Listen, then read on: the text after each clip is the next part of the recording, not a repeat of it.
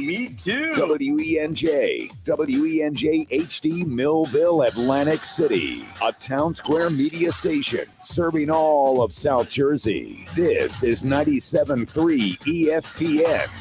This is the Sports Bash with Mike Gill on 97.3 ESPN. Now, live inside the Matt Black Kia Studios, here's Mike Gill.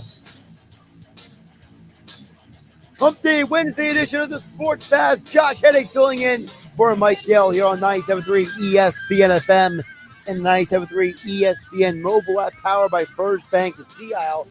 Good news is Phillies day game. The Phillies have a 1-0 lead right now. 2 men on, no outs after a pretty bad error by Robinson Cano. You know, the Braves released Phil Gosselin for Robinson Cano. Looks like we'll get another run on the board here after Odubel shoots one into the left field corner. Man comes around third. 2-0 Phillies. They better win this game after last night. It's the blessing and curse of baseball, is it not? From one moment to the next, you're looking at this team. Last night, you throw your hands up in the air. You're like, what is going on with this team? And then today, they got a 2-0 lead. We'll see if they can pull out the series as they hold the lead right now. No outs in the bottom of the fifth. Got a lot to get to today on the Sports Bash here on 97.3 ESPN. Ryan Rothstein from the Philadelphia CityCast will join us at 3 p.m. Football at 4 with NFL insider Adam Kaplan. A Weinberg Wednesday with Dave Weinberg coming up at 5 p.m. Sports columnist for 97.3 ESPN.com and NFL writer for CBS Sports Jeff Kerr at 5:30. And as always, you can join the conversation. Phillies, Eagles, baseball, NFL, and more here on the Sports Bash on 97.3 ESPN. Text board is open. 609-403-0973 is the text board, or you can DM the show through the 97.3 ESPN mobile app powered by First Bank of Sea Isle. So we'll keep you updated on the Phillies as we go throughout the show today. But I have to start with the Eagles because we saw today this organization, the Eagles, report to camp, and there's 100 videos online. You can pick and choose which video you like and you don't like and all that stuff. So I'm not going to get into throws being made at camp, okay? But I will get into this. You see what the vibe in the environment was this morning when Howie Roseman and Nick Sirianni took the stage to speak to the media for the first time in a while this morning before camp. First of all, credit to Howie Roseman for making himself available again. You know, this is a guy who has been criticized in the past for not being as available as he could be. And I think he has taken that to heart and said, how can I be more available to the media? Of course, probably in some ways he's taking attention away from someone like the owner, Jeffrey Lurie. But I digress. Look, you know, when you look at the Eagles right now, everything is positive. Everything is good on day one. We all know that. But you notice the attitude they had about the team and the organization because they didn't say anything crazy or extreme or, hot take worthy today. But I thought what they did do was they did a great job at trying to figure out, all right, this is the best way to present a united front. And to me, that was the bigger deal about this morning's press conference than anything else. You got the head coach wearing a Jalen Hurts t-shirt. You have Howie Roseman answering questions about the offseason and adding certain players. And they both gave a united front message. Look, The offseason is done. Now we have to take what was done in the offseason and turn it around. And to me, that was a big positive that I personally took away from the game. Sorry for the presser this morning. Sirianni looks more comfortable in his second year on the job. Howie looks comfortable with the head coach his second year on the job. And it's not that Howie was ever uncomfortable with Doug Peterson. Look, it's been documented that the issue for Doug Peterson was with the owner. It wasn't with Howie Roseman per se. So, but I think that this organization now is do or die time. Now is the time that you got to show that all those moves mean something. All those moves have some value. As the Phillies now take a 3-0 lead thanks to a sac fly by Kyle Schwarber in the bottom of the 5th.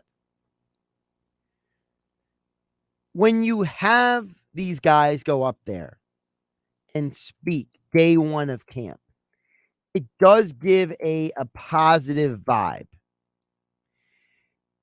Now, look, the biggest problem of the day, as usual, isn't the players, because they're all saying the right things. It's not the coach. It's not the GM, because everybody's saying the right thing along with the Eagles. Frankly, the biggest problem on a day like today are the people on social media who just say dumb stuff.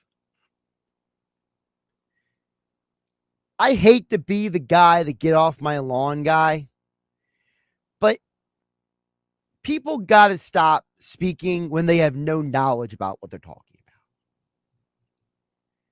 about. I'm literally trying to watch this press conference, and look, it was on Twitter, so I was getting the Twitter comments. I don't know what it was like on YouTube on that side of the stream. But on the Twitter side of the stream, this is why when people say stuff online, I can't take everybody seriously. There are literally people complaining about how different position groups are horrible and how this team can't make the playoffs and how Jalen Hurts is the worst quarterback the Eagles have had since Sam Bradford and how the linebackers are the worst part of this team and so on and so forth. And it's like, I feel like people have gotten to the point where they just say stuff for the sake of saying stuff. And that's frustrating. Because you know what happens? We live in a gullible society where people take that stuff seriously. They take that stuff to heart. Look, last week I was on the air and we were talking about the whole news of, Adam Schefter, republishing the report, shall I call it, re-upping the report, bumping it if you're on a Reddit feed, right? The story about Jimmy Garoppolo basically the 49ers wanting to move on and him being traded. And I had people texting into the show, Jimmy G to the Giants, book it. 2 different people. And I'm sitting here thinking, what is going on? Well, somebody was very helpful to me and said it came from another radio show. Not a report, not an insider, somebody else's opinion. People were running with it.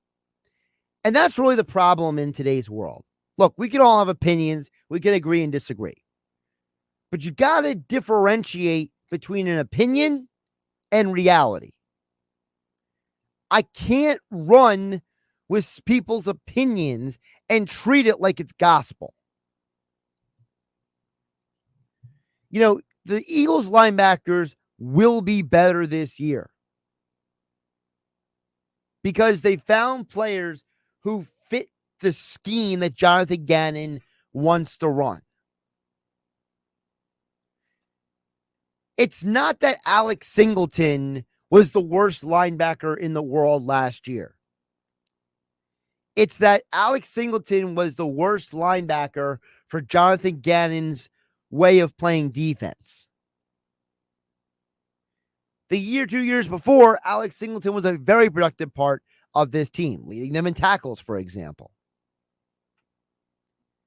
It doesn't mean that Alex Singleton went from a good quality linebacker to a bad one.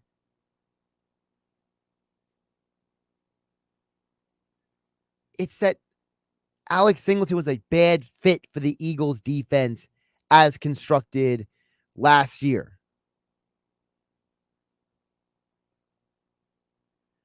Look, I'm not going to pretend like I have all the answers because I certainly don't.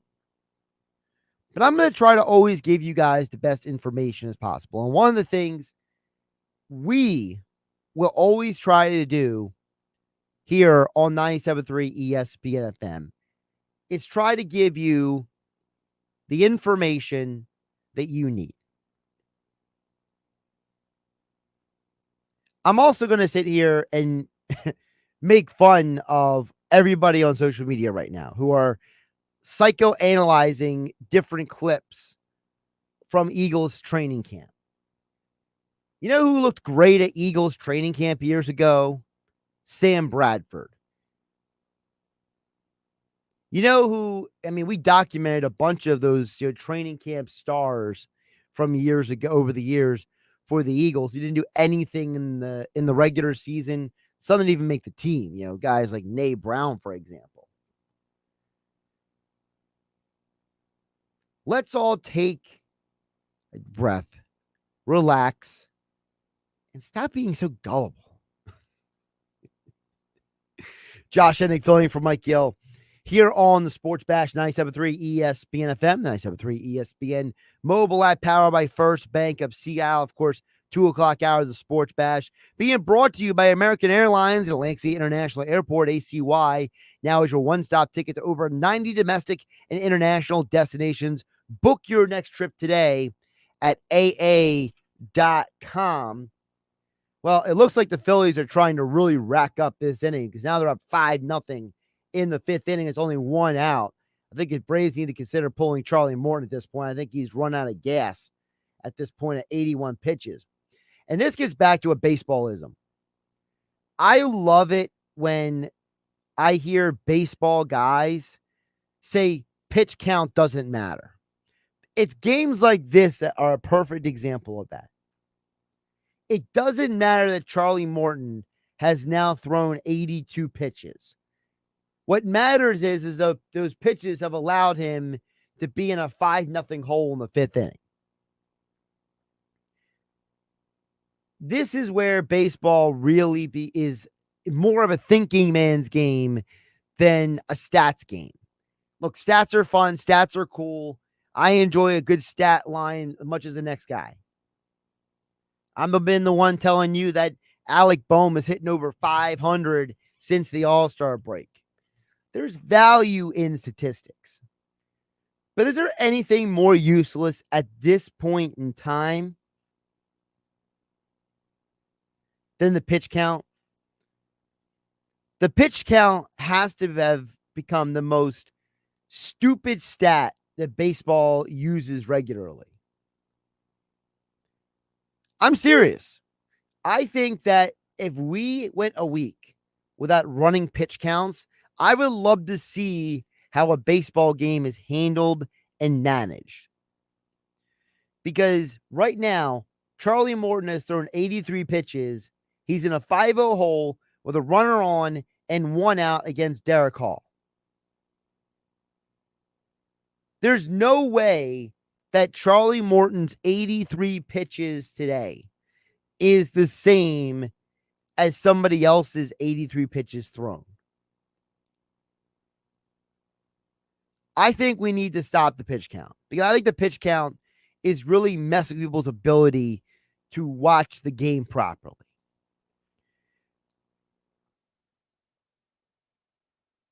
It's the pitch count is the reason why the Phillies in part lost last night. I'm serious. Look at what happened last night.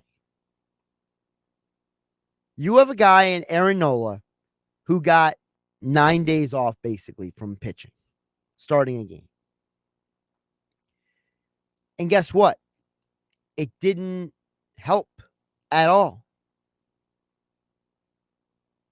Aaron Nola did not have a great night. He gave up 5 runs in 6 innings. He had 2 home runs. Oh, but he had all these days off. Why are we giving him days off? Well, his innings, his pitch count. I mean, that stuff's getting ridiculous. You know who threw 90 pitches last night? Strider. 6 innings, 6 strikeouts. Aaron Nola threw 92 pitches last night, 6 innings, 7 strikeouts. One guy gives up 1 run, another guy gives up 5 runs. These things don't matter. The Phillies should have never sat Aaron Nola for all those days. Nola should have been on the mound game 1 versus the Cubs on Friday. Because then you got Saturday, Sunday, Monday, Tuesday, Wednesday. He's back on the mound Thursday. There's no reason why you had to hold Nola out until Tuesday. Rob Thompson and the Phillies analytics can sell us the Wolf tickets all they want. They can lie to us all they want. It was a bad move. They should have never done it. Stop making excuses for it. This is a guy in Aaron Nola that was absolutely on fire as a pitcher in the weeks leading up to the All-Star break. Aaron Nola, before the All-Star break, had been pitching pretty darn well, aside from 1 game. The Marlins shut them down for 8 innings. The Nationals, he went 7 2/3, only gave up 3 runs in that loss. But he kept the Phillies in the game. That's stats they call a quality start. He had the 1 game at the beginning of June where he gave up 5 runs. The rest of June, his starts, he gave up no runs, 2 runs, no runs, 1 run, 4 runs. And the game he gave up 4 runs, he went 7 innings, and the Phillies went 14-4. And then there was the end of May. He pitched against the Braves, 8 innings, 1 run. Overall, Nola has been pitching very well. But you insisted on giving him 9 days off, and it didn't work out for you. And I hope that the analytics and the pitch counts and the number crunchers don't become the reason why the Phillies don't make the postseason because of stupid decisions like last night. There's no reason why you should have waited that long for Aaron Nola to get a start. You could have used him on the weekend against the Cubs. Instead, you took the Cubs for granted. You came out flat. You didn't give up a good performance at all over the weekend. And now you're just hoping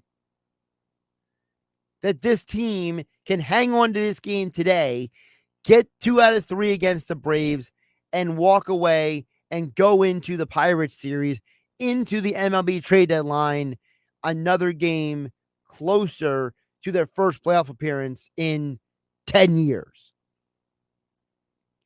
I'm watching Aaron Nola last night, and all I'm thinking is, why did we give this guy all these days off? Why did we take this guy and say 9 days rest? Well, if you ask Rob Thompson, the answer is, well, those 9 days are going to help him out as the season goes on. See, we have become so obsessed with protecting pitchers and, not making sure they pitch too hard and too much, that we've let numbers dictate our ability to watch the game of baseball. Nobody gets better by not doing something. Nobody becomes better at something by just not doing anything. Aaron Nola was obviously rusty yesterday. And as John Kruk mentioned on the broadcast, every time Nola made a mistake, it was a mistake the Braves took advantage of extensively. And it wasn't all in one inning that Nola had this problem. It was a throughout the game issue. As the game went along, you realized that, well, he gave up 1 run in the first and 1 run in the third and 1 in the fourth and 2 in the fifth. As the game went along, he was consistently giving up runs. He was consistently having issues pitching. And those 2 home runs, the one by Harris and the other one by Olsen, those weren't cheapies either. But we live in a world where baseball numbers guy is going to tell you how much smarter than he is than the rest of us because he has numbers to back up his opinion.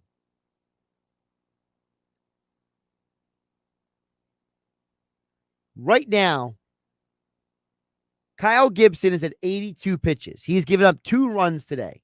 He has 10 less pitches than Aaron Nola did last night. But the difference is that Gibson had given up no runs through 5 innings. Nola had given up 5 runs through 5 innings.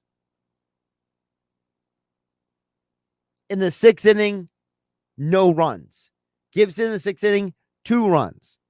These numbers are not all the same. I advocate for banishing pitch counts for a while, telling the people who claim to be protecting these pitchers to just shut up for a week and see what happens. Let's have a little experiment, because I guarantee you people like Aaron Nola are better off getting repetitions than they are just not pitching at all. By the way, yes, the Phillies currently lead 5-2 in the 6th inning. Kyle Gibson gave up a 2-run blast to deep center field to Matt Olson. So we'll see if the Phillies can hang on. I'll keep you updated throughout the day here on a Hump Day Wednesday here on 97.3 ESPN FM, 97.3 ESPN mobile app, powered by First Bank CLC. Josh Hennig hanging out with you, filling in for Mike Gill. Still to come, Ryan Rothstein for the Philadelphia CityCast at 3 p.m. Adam Kaplan at 4 for Football at 4, powered by the Inside the Birds podcast. Today is the first day of training camp. Weinberg Wednesday, Dave Weinberg, sports columnist for 97.3 ESPN.com at 5 p.m. 5:30, Jeff Kerr, CBS Sports NFL. And you guys out there, your thoughts on the Phillies versus the Braves series, your thoughts on what you are looking at from the Eagles. Day 1 of training camp is today, their first day on the field. They had 11-11s today on the field. We got a little news and updates for you on the Phillies front as well. Who was available, who was unavailable, who got the reps first day of camp. All that and more still to come here on the Sports Bash. Josh Hennig filling in for Mike Gill on 97.3 ESPN. Better than that first cup of coffee in the morning. It's Keyshawn, J. Will, and Max. Weekdays starting at 6 on 97.3 ESPN and the 97.3 ESPN free mobile app. The free AutoZone Fix Finder service can help troubleshoot the likely cause of your pesky check engine light for free and get you back on the road. Restrictions apply. Get in the zone. AutoZone. Alert! We're under construction at Sport Hyundai in Egg Harbor. It's time to make room for our new and improved facility, and you're the big winner. We're clearing out inventory with our incredible construction reduction sale. New Santa Fe's, Tucson's, and more in stock and priced to move today. With Hyundai Assurance and America's best warranty, including the 10-year, 100,000-mile powertrain limited warranty. Use our main entrance on Black Horse Pike. Construction reduction deals are once in a lifetime, and this inventory won't last. See for yourself in person or at sporthyundai.com. Almost 3 million people use Navage to breathe better, sleep deeper, snore less, and stay healthier. I'm Martin Hoke, and I invented Navage, the world's only nose cleaner that helps flush out airborne germs with powered suction. But what do doctors have to say about Navage? Here's Dr. Tonya Farmer, a board-certified ear, nose, and throat specialist. Most airborne allergens and viruses enter through your nose. When that happens, it can cause congestion and irritation, and that just makes you feel miserable. You can get a cold, you can get flu, sinus infections, or even worse. Flushing your nose with a saline solution is the most effective way to flush all of those dangerous threats out of your nose. So now when patients come in my office, I tell them I highly recommend that you use Navage on a daily basis for overall good health and wellness. And Navage is all natural and drug-free at Navage.com, Walmart, Walgreens, CVS, Rite Aid, Bed Bath, and Target. Navage, N-A-V-A-G-E, clean nose, healthy life. Wireless headphones. That'll be $200. I'll use my Capital One Quicksilver card. Now that's a hit. You used the Capital One Quicksilver card, which makes you the hero of every purchase. With Quicksilver, you earn unlimited 1.5% cash back on every purchase everywhere. I wanted running music, but unlimited 1.5% cash back is pretty heroic. Good instincts. Every hero needs a theme song. The Capital One Quicksilver card. What's in your wallet? Terms apply. See CapitalOne.com for details. Do you struggle with occasional nerve aches in your hands or feet? Try Nervive Nerve Relief from the world's #1 nerve care company. Nervive tablets contain alpha-lipoic acid to relieve nerve aches, weakness, and discomfort, plus B-complex vitamins to support healthy nerve function as you age. Live life with less nerve discomfort with Nervive Nerve Relief. Learn more at nervivehealth.com. And try Nervive Pain Relieving Cream to block nerve pain signals at the source. Use as directed. Okay, import footage. How is the hard drive already full? Jawan's Pilates studio converted to entirely virtual classes. MPEG. But leading and editing sessions is stretching her too thin. It says render failed. What I do? Indeed can help her hire great people fast. I need Indeed. Indeed you do. We instantly connect you with quality candidates whose resumes on Indeed match your job description. Earn up to $500 in sponsored job credits by conducting interviews on Indeed. Visit Indeed.com/credit. Terms and conditions apply.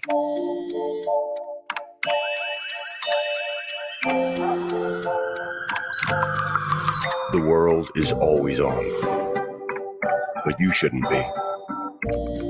Put junk sleep to bed. At Mattress Firm's Black Friday Now sale, save up to 60% on Sealy, with queen mattresses starting at $279.99. Talk to a sleep expert today and unjunk your sleep.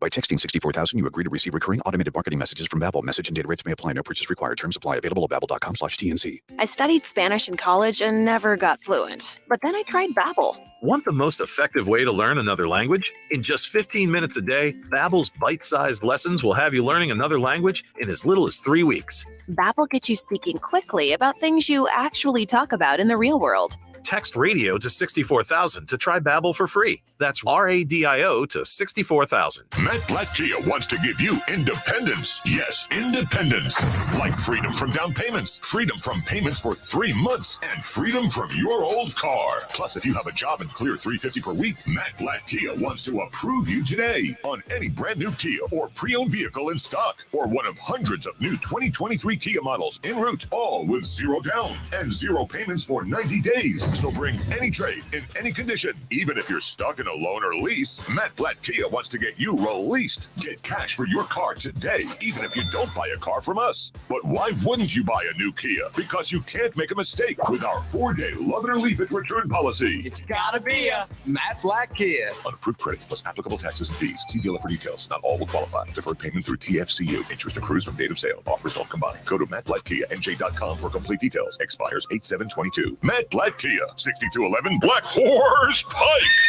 Egg Harbor Township, and now on Route 37 and Toms River. Now, back to more Sports Bash with Mike Gill on 97.3 ESPN, South Jersey's sports leader. Check what you guys have to say in just a bit here on the Sports Bash Wednesday edition. Josh Hennig hanging out with you on 97.3 ESPN FM, 97.3 ESPN mobile app powered by First Bank of Sea Isle. So we've been throughout the weeks talking about different things about Eagles training camp. And I wanted to give you guys my top 3 storylines coming out of Eagles training camp, because these are the 3 things I am most interested in coming into this camp. Because despite everything this team has done this offseason, there are still some things that have to be figured out. And you guys can chime in with what you're focused most on with the Eagles training camp preseason as well. Text board is open, 609-403-0973. You also can DM the show through the 973 ESPN mobile app powered by First Bank of Seattle City. Here are my top three, we'll call them storyline things that I'm focusing on for Eagles camp. Because for me, I felt like I've read enough, heard enough, absorbed enough things from people who cover the team, cover the NFL in the last several days for me to piece this list together. The number one thing I am watching for in camp, I want to know exactly what this offensive line is going to be. Because we know that left tackle is Mailata, we know that right tackle is Lane Johnson, and we know that center is going to be Jason Kelce. But what about the rest of the line? What about those guards?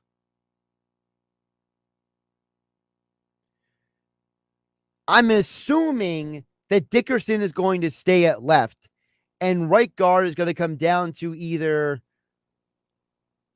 Sayamalu or Driscoll. Now, a lot of people are assuming it's going to be Sayamalu, but I'm a big believer in never assuming anything.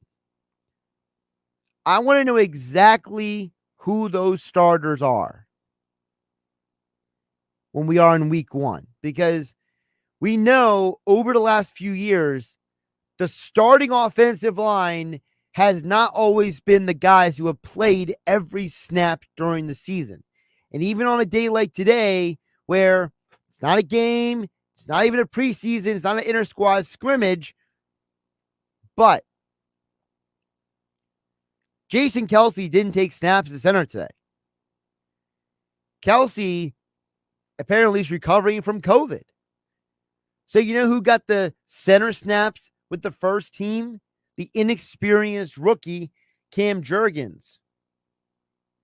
Cam Jurgens, who doesn't have a ton of college snaps at center, was drafted because the Eagles took Jason Kelce's advice at drafting him, which in and of itself sounds a little weird. He got all the first snaps with center today. To me, I know a lot of people are obsessing over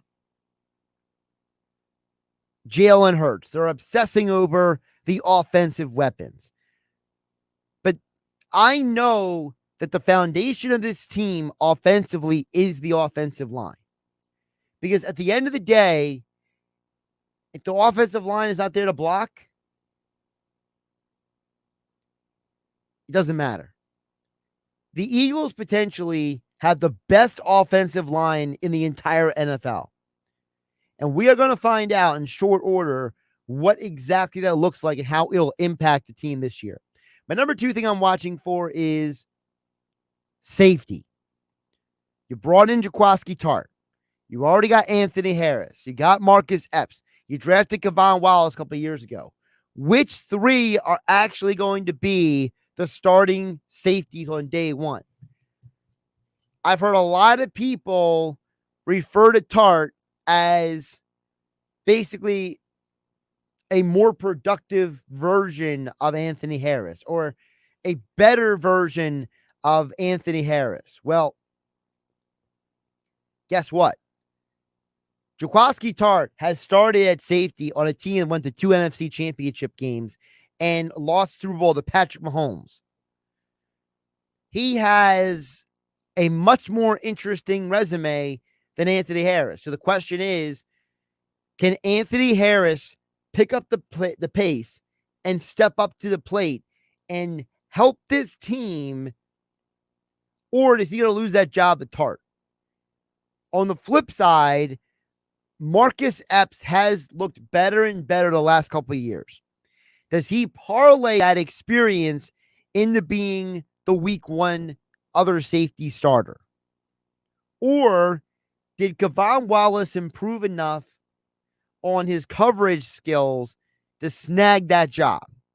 Because a lot of people, when Kevon Wallace was drafted, remember that he was a major part of the Clemson defense that was winning all those years in college football. But his weakness was coverage. He's not a great coverage safety. He's not a guy who has a great back pedal. He's not a guy who does a good job at turning his hips and running with running backs and tight ends. So the question is, has he done enough to get better, or is he a guy who is the odd man out? We're going to find out. There's 4 men I'm looking at, and there's only 2 starting jobs. Anthony Harris, Jaquaski Tart, Marcus Epps, Kevon Wallace. They added Bradbury. They have Darius Slay. We know that the cornerback position has been solidified, but the guys in the rest of the secondary, they could make or break this defense this year, because Jonathan Gannon's defense got very fortunate last year to face a lot of mediocre to poor quarterback play down the stretch of the season. They weren't playing the best of the best week in and week out. Right now, you look at the Eagles' schedule and you realize that you're not going to be able to get away with playing Mike Glennon and Garrett Gilbert and those type of players down the stretch of a season. Whether you like Jared Goff or not, the guy was still number 1 overall pick and got the Rams to a Super Bowl a couple years ago.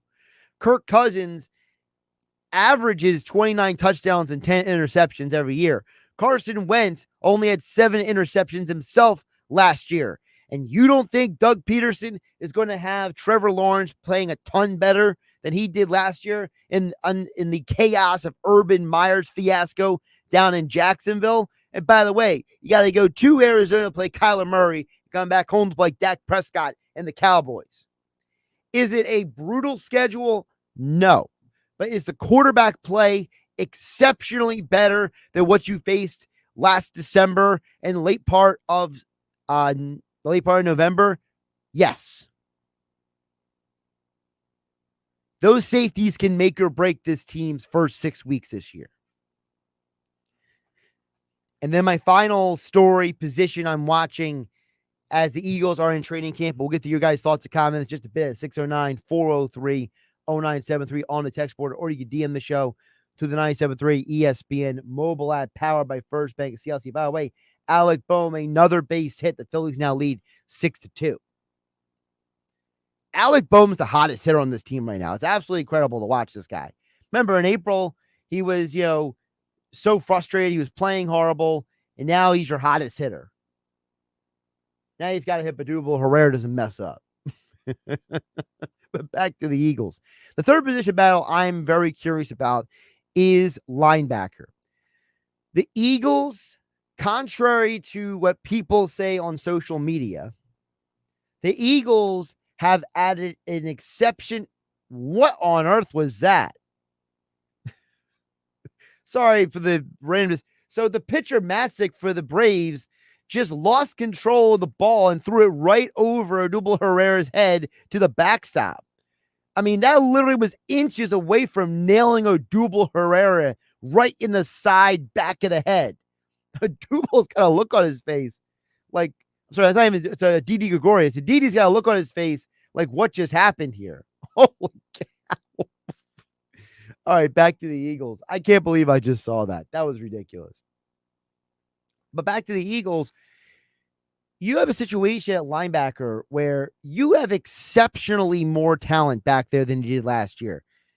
Eric Wilson was supposed to be a stabilizing force. He was a complete failure. Alex Singleton was a poor fit for Jonathan Gannon's scheme. Davion Taylor got injured too early in the season for us to make too many opinions about him. Most of the year, you were leaning on guys like TJ Edwards to really get the job done last year. There's a possibility that of all the guys who started at linebacker last year, none of them may start this year.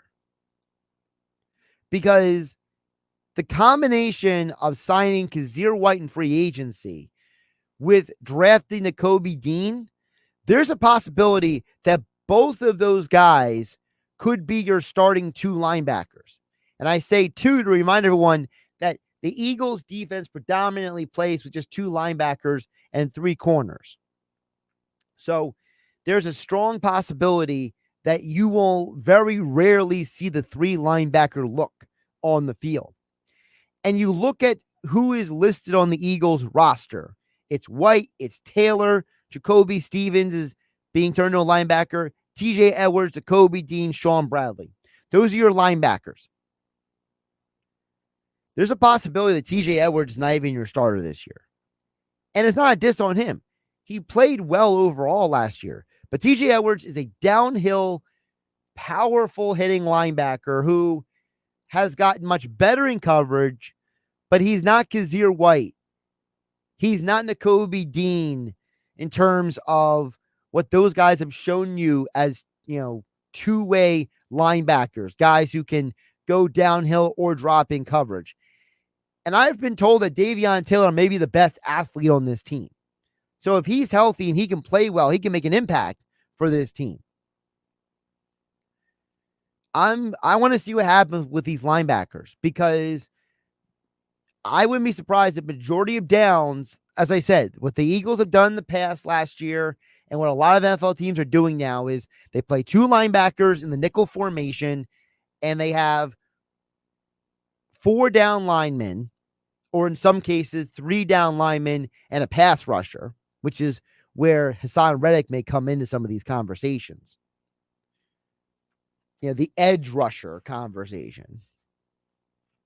But you're looking at a team that's going to run a variation of a 3-4 defense with guys like Fletcher Cox, Javon Hargrave, and Jordan Davis all plugging up the middle. Brandon Graham, Derek Barnett, Josh Sweat on the outside at one of the DNs, and the other edge side is probably going to be Hassan Reddick. So a linebacker, I want to know who becomes the starting 2, because that's going to tell you what this team plans to do defensively. If TJ Edwards is one of your starting linebackers, that's going to tell you that they plan on running a mixed defense that is a little more 3-4 than anything else. Because if you're going to go out there with 4 quote-unquote linebackers and one of them is Edwards, well, that means Hassan Reddick is another one. That means Kazir White and Davion Taylor another one. And we know Nakobe Dean is a very underrated blitzer. We know that Davion Taylor is a freak athlete. He can come around the edge as well. There's a possibility linebacker leads this team in sacks this year. Over on the text board is 609-403-0973. Jay in Atlantic City chimes in and says, the number one thing I'm watching for in camp is whether or not Hurts can actually throw to elite wideout crew he's got. Not that I think he can't, but with the weapons like this, no Eagles QB in recent memory has had this much talent outside the lines. That's Jay in Atlantic City. 2 things there, Jay. One, I think that you're right. They haven't had this level of talent at the 2 outside receiver positions in a long time. A.J. Brown, he's built special. He's explosive. He's powerful. He's athletic. He's fast. The whole 9 yards.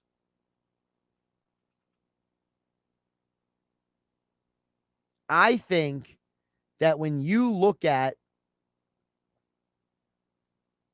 the wide receivers, him and Devonta Smith are, they're easily the best combinations since D-Jax and Macklin. The problem with D-Jax and Macklin is they were both guys who were not powerful athletes. They were not 2 guys who were built physically like A.J. Brown. The Eagles haven't had a guy built like A.J. Brown since Alshon Jeffrey and Terrell Owens. Macklin was a very good receiver, but I would argue that at his peak, Devonta Smith is going to be better than Macklin was. So when you look at all these things, I look at Devonta Smith and A.J. Brown as top-tier talent. Jay in Atlantic City, you're right. But how does that translate? That's a great question. And Dallas Goedert is going to be part of that receiving corps. Dallas Goedert had some ugly drops last year. The Eagles are going to need Dallas Goedert to play more like a sure-handed Zach Ertz than the guy who had some drops last year. Because there's no guarantee what the slot is going to look like. The slot battle is going to come down to basically Zach Pascal and Jalen Reagor at this point, and Quez Watkins. Because we know that the two guys on the outside are pretty much set. Smith, Brown, they're going to be on the field almost every down. But between Watkins, Reagor, and Pascal, those three guys are going to be fighting for snaps. We know what Watkins is. He's a burner. He's a guy that you can either throw to him deep or you catch him on a quick slant. He can run for days. Zach Pascal is one of the better third down possession receivers in the game right now. He's also an underrated blocker. Maybe he's the guy you put out there when you're running like a jet sweep or something. Maybe a little triple option offense if you want to go that way. Pascal is your man to throw out some blocks out there. Him and Devonta Smith are both underrated blockers. But Pascal's not going to be burning anyone. He's a guy maybe on a 3rd and 7. He does one of those in-out routes, and you hit him past the chains for the first down. He gets knocked out of bounds for a gain of 12 on 3rd and 7. And then Reagor is really the biggest wild card of all, because Reagor is a guy who has talent, but that talent has not become anything at the NFL level. So, Jay in Atlantic City, it's a great point you bring up. It's not that Hurts can't throw, because everyone who knows football has confirmed that he can throw. Greg Cosell said on the Inside the Birds podcast, he said, look, I watched over 200 straight snaps of Jalen Hurts, and he does a lot of things good. He does a lot of good throws. He has a really good arm. The issue isn't talent. The issue is how that talent is executed on the field. And I'll tell you guys right now, if Jaylen Brown and Devonta Smith and Dallas Goedert, the three of them combined, don't add up to about 1,400 passing yards, that's going to be a problem. Because I'm expecting the combination of Brown and Smith by themselves to give me 1,600 passing yards this year. And then Goddard's got to get another 600. So I'm expecting about 2,000 passing yards just to those three. And if you don't get those numbers, then something's wrong. Something is very wrong. All right, more of your messages on the other side. Text board is open, 609-403-0973. You can DM the show through the 973 ESPN mobile app, powered by First Bank of Sea Isle. Jeff in Ocean City, Cole in LBI. I'll get to you guys' messages on the other side. By the way, Phillies lead 7-2 in the top of the 7th. Josh Hennig hanging out with you on a Wednesday here on 97.3 ESPN. When you need live sports play-by-play. Forget it. Out of here. Rhys Hoskins will touch them all over that right center field wall. And the best sports talk in South Jersey. There's only one place to go. 97.3 ESPN. It's a crime to pay more than a dime. Every vehicle, one dime down. At the all-new Springfield Mitsubishi, Atlantic City. SpringfieldMitsu.com. Come on, we're going to be late to the cookout. I was just packing up my famous mac and cheese. I hope you packed the Pepto, too. Huh? Pepto-Bismol provides fast relief from heartburn and indigestion. You know, that uncomfortable feeling after you eat too much, and after the deviled eggs, baked beans, and barbecue ribs. You're gonna need it. Barbecue ribs? I should probably pack an extra shirt, too. Good call. When you have nausea, heartburn, indigestion, upset stomach, diarrhea. Pepto-Bismol. Use as directed. Keep out of reach of children. Progressive presents Don't Do It Yourself. Okay, fixing a water heater. Easy peasy. Oh, yeah? So you know how to secure the skiff joint? Yeah. Detach the steam pump? Takes 2 seconds. And fasten the dew bolt to the pressure tube? Yeah, my dad taught me how to do that. Oh, that's interesting, because I made all those things up. Look, we should just bundle our home and auto with Progressive. We could save big, then pay someone to do it for us. That's cool. This double's the wrong size anyway. Save when bundling home and auto with Progressive and use the money to, not do it yourself. Coverage from Progressive Casualty Insurance Company affiliates and third-party insurers. Bundle discount not available in all states or situations.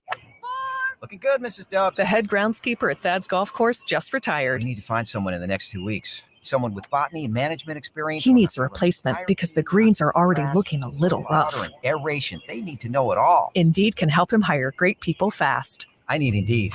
Indeed you do. You can schedule and conduct virtual interviews all from your employer dashboard. Earn up to $500 in sponsored job credits by interviewing on Indeed. Visit Indeed.com/credit. Terms and conditions apply. Hey trader, listen up. The markets have changed. Have you changed your trading strategies? Vantage Point can help you conquer volatility. Learn to trade with artificial intelligence. Text the word money to 813-813 and discover how to predict stock market trends 1 to 3 days in advance with up to 87.4% proven accuracy. No matter which way the market moves, Vantage Point's patented AI can give you a massive edge. Text money to 813-813 to get what you need to stay ahead of markets and find your best entries and exits. Text word money to 813-813. Trading involves financial risk and is not suitable for all investors. Past results do not guarantee future performance. By texting, you agree to the terms available at VantagePointSoftware.com/terms and consent to receive calls and text using automated technology about offers or info by or on behalf of Vantage Point. Your consent is not a condition to purchase and can be revoked at any time.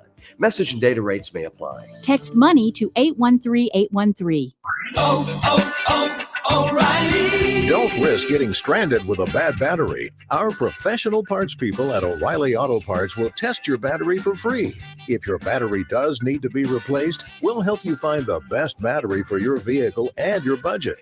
Don't wait until your battery is dead. Get it tested for free today at your local O'Reilly Auto Parts store.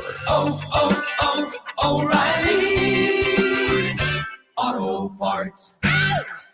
Wireless headphones. That'll be $200. I'll use my Capital One Quicksilver card. Now that's a hit. You used the Capital One Quicksilver card, which makes you the hero of every purchase. With Quicksilver, you earn unlimited 1.5% cash back on every purchase everywhere. I wanted running music, but unlimited 1.5% cash back is pretty heroic. Good instincts. Every hero needs a theme song. The Capital One Quicksilver card. What's in your wallet? Terms apply. See CapitalOne.com for details. With GMF financing approved credit. Excludes Corvette and prior sales. Your car will never be worth more than right now at Bennett Chevrolet. Because Bennett's paying a minimum $7,000 for any trade, running or not. That's a minimum $7,000 towards any pre-owned vehicle in stock. And we have our best selection of super clean pre-owned cars, trucks, and SUVs in years. And remember, we're paying a minimum $7,000 for even the worst car on or even off the road. Just think how much more you'll get for a good quality trade. And unlike other dealers, Bennett's not selling new Chevys over factory sticker. Remarkable. Plus, at Bennett Chevy, there's 0% available financing. And we can get you out of your lease early. Any lease, any make, any model. And we'll buy your vehicle even if you don't buy one of ours. For a quick quote, just stop by. There's never any pressure or obligation because our non-commissioned sales staff is paid based on your satisfaction. Find new roads at Bennett Chevrolet, Egg Harbor Township, and BennettChevy.com. Now, back to the Sports Bash on 97.3 ESPN. Wrapping up the 2 o'clock hour, we're still to come on the Sports Bash. Ryan Rothstein, host of the Philadelphia CityCast, will join us coming up in about 7-8 minutes from now. Back to your guys' thoughts and comments. Text board is open, 609-403-0973. Also, you can DM the show through the 97.3 ESPN mobile app powered by First Bank of Seattle City. What are the number one things, or the top things you're looking for from Eagles camp? Great point by Jay in Atlantic City earlier about, is all this talent wide receiver actually going to play out the way it should? Over on the defense is where Jeff in Ocean City chimes in over on the 97.3 ESPN mobile app. It's free thanks to First Bank of Seattle City. Jeff in Ocean City says, I wonder how much Fletcher Cox and Brandon Graham have left to contribute this season. Yeah, the Fletcher and Brandon question is a very important question because this is 2022. We are a full 5 years removed from when those two guys were key parts of that defensive line that won them the Super Bowl. Now, I'm not suggesting that Fletcher and Brandon are, oh man, they're so old. No, what I'm I'm saying that Jeff in Ocean City makes a great point because Brandon Graham is coming off an injury. An injury that kept him out all last year, basically.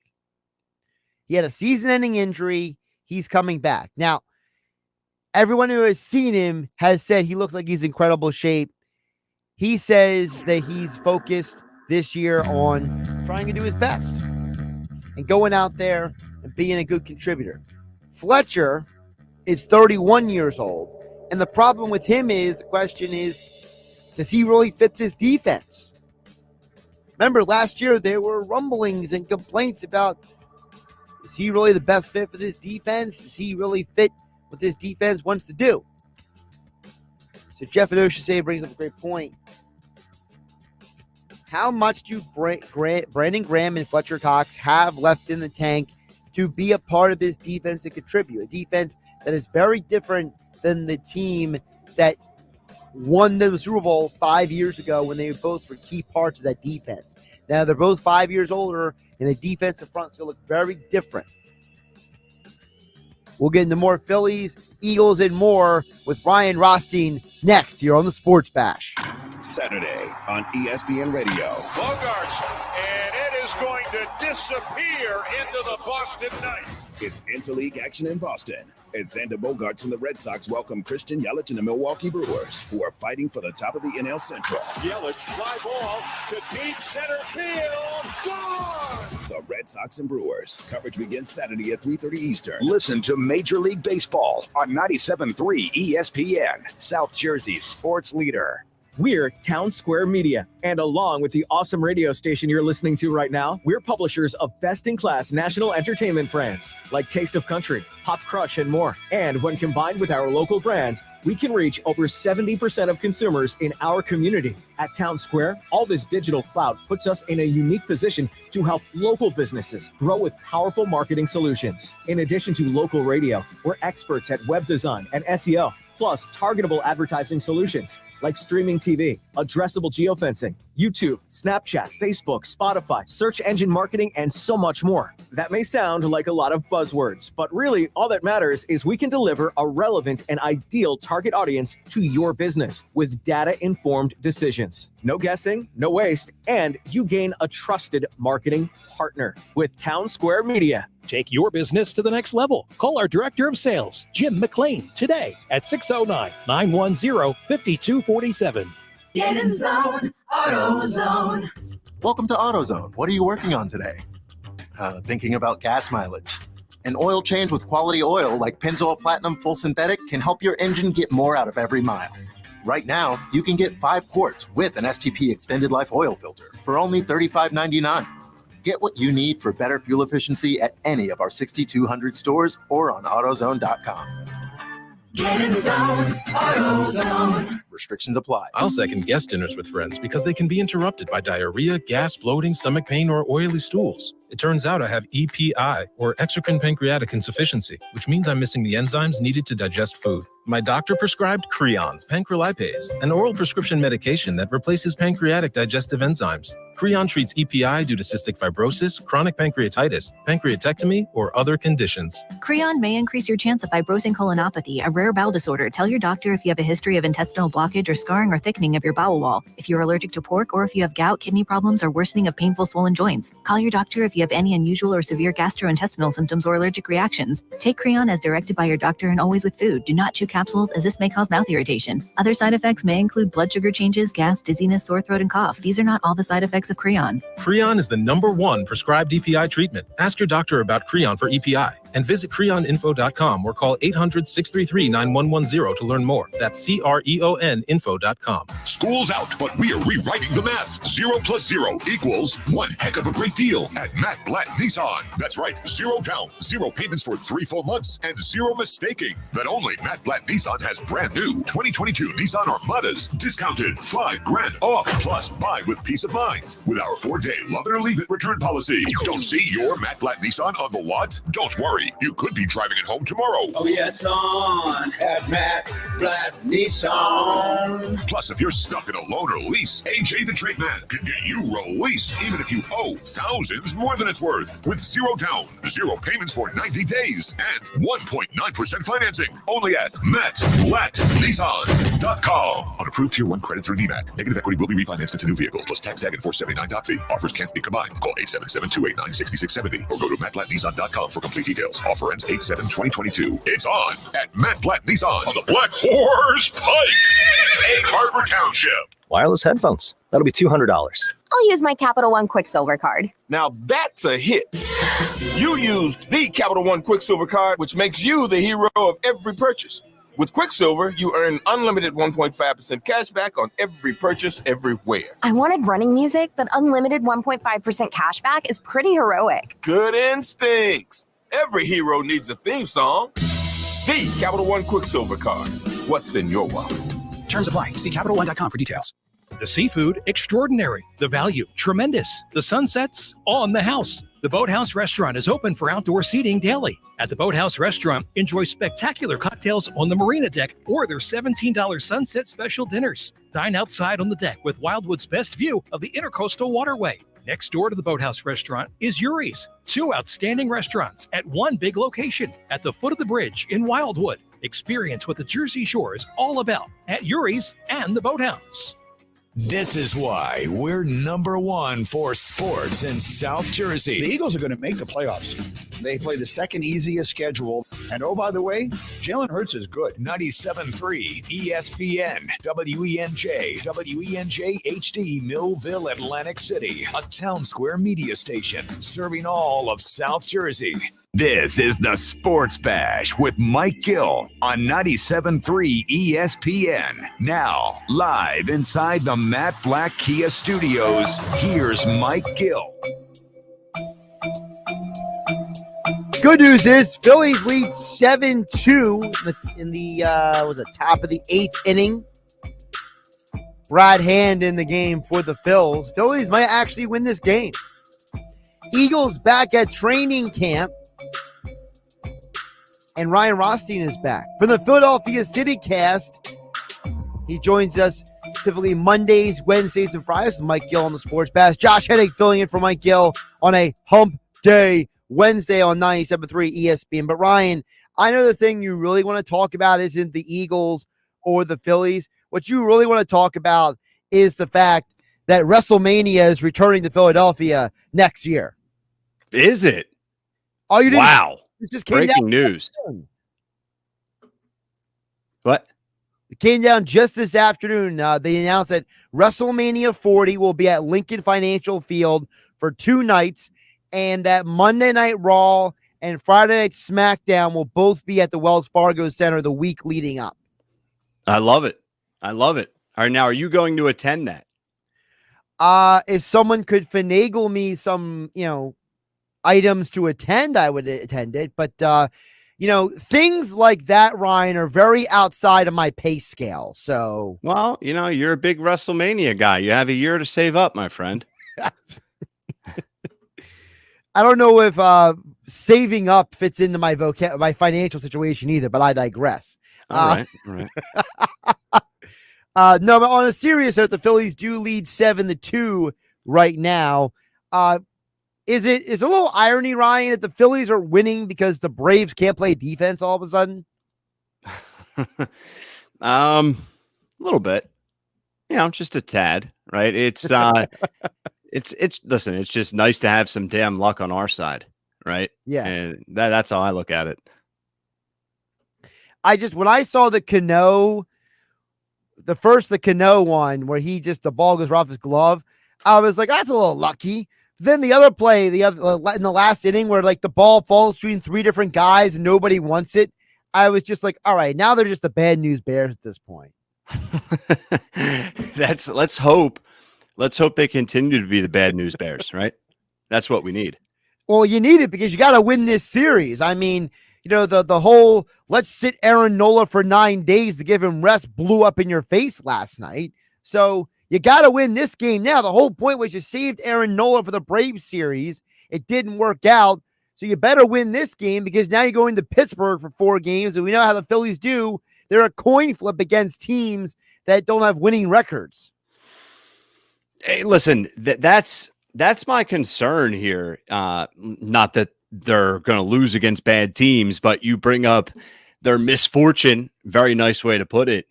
In recent years, especially in like months of August and September.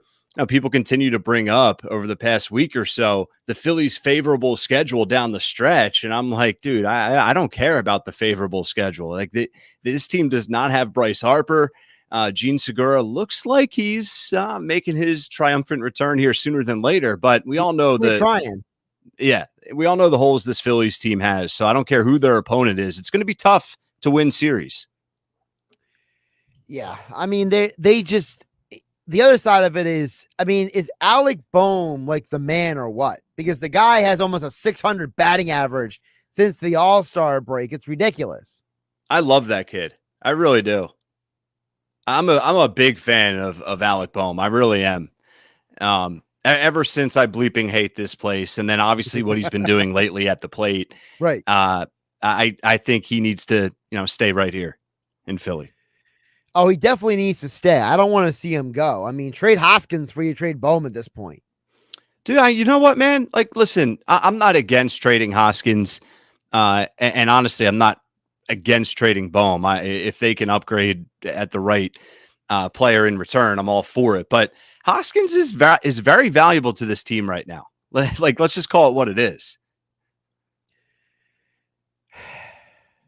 I mean, who are they able to get in return if they, let's say, okay, Hoskins is, Dombrowski's making calls, trying to move Hoskins. What type of player are the Phillies getting in return for Hoskins? To me, it's not going to be a significant enough one that I'm like, okay, we're better off now losing his bat and adding player X. Well, here's my thing with Hoskins. The only reason why I bring him up to trade him is because are you really going to keep him and give him a big contract extension in a couple of years? Or are you going to trade him for something and get at least something in return? I don't know what that return is, but I think people need, you see, all the, I mentioned the first hour, right? I'll loop you into this. There's a huge difference between what people are vomiting on social media and what the actual reports are out there. I understand all these people are well, you say, of course, but there's a lot of people who don't understand that. Okay. There's a lot of reporting out there that guys like Frankie Montas are going to be acquired for like a stupid return. And the Phillies are not a part of those conversations because they don't have the players to give up for a stupid return. So, if you're a team like the Phillies and you, let's say, instead of going for Frankie Montas, you're instead calling the Rangers about Martin Perez, who's probably going to take a lot less to get, and you say, hey, you interested in Rhys Hoskins? I'm sure the Rangers are going to look at you like, well, that's interesting. We could use another hitter because apparently all we do is collect hitters down here in Texas. Yeah, I mean, I think I know you bring up a good point because I agree with you about Hoskins and giving him a contract extension, but that's 2 years away, right? It's 2 years away, but look, the Nats trying to trade Soto, and he has 2 years of control left. So, well, Soto and Hoskins is not apples to apples. I know, but the contract situation is the same. They both can become unrestricted free agents at the same time. Right. No, I hear you. I just, given the Phillies' circumstance and situation this season, with Harper out, with the offense struggling, Hoskins is a bat. Like he provides value and hopefully protection offensively when Harper returns. And that's what they need right now. So I think they should keep him at least through the remainder of this season. So maybe you're saying, Hoskins trade him in the off season, and try to do something like that. Okay. Right. I mean, listen, if they feel like they can get their best return now before this deadline, okay, fine. But I would imagine they're under the same type of mindset that I'm, bringing up right now. And unless, like I said, it's a favorable return. Now, I'll bring up the other side of the coin. I've heard multiple people say in the last 36 hours, people who I know like don't know each other, talk to each other on completely different networks. Because Frank Close said it here. I heard them talk about MLB Network, 2 different shows. There's a possibility the Phillies might trade some of their catchers because that's like the only thing of depth they have in their minor leagues. They have 3 different catchers who have legitimate Major League Baseball potential. Well, my question, Ryan, is would you rather trade the catchers, or do you say these guys have potential? Maybe you don't trade all of them. You only trade one of them, and then you trade Realmuto in the offseason. It's interesting. But no, my stance on prospects, Josh, is I don't give a damn about prospects. I think you and I talked about this last week a little bit. I do not care about prospects. And once again, it comes down to circumstance and situation at that given time. Then my mindset, of course, can change.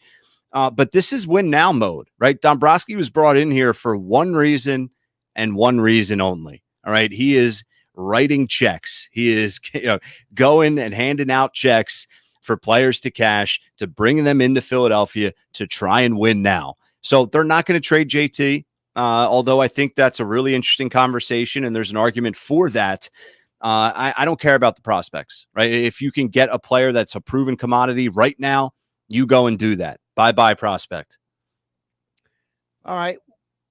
I'm just curious. I'm trying to think baseball-wise, because I said in the last hour, like, for example, so my belief, Ryan, is we should abolish pitch counts for a week and just see what happens, because I guarantee you baseball will be played a little differently. But because I was saying that because, Aaron Nola didn't pitch for 9 days. He had 92 pitches yesterday. He gave up 5 runs over 5 innings. Kyle Gibson had 10 less pitches, and he didn't give up any runs over 5 innings, and then gave up a 2-run homer in a 6. These pitch counts are not one and the same. People are not watching baseball anymore. They're just watching numbers on his screen. So to me, I would be like, just get rid of the pitch count, watch the baseball game and see what happens. Same thing with these prospects. To me, I'm with you. Just trade them. Who cares at this point?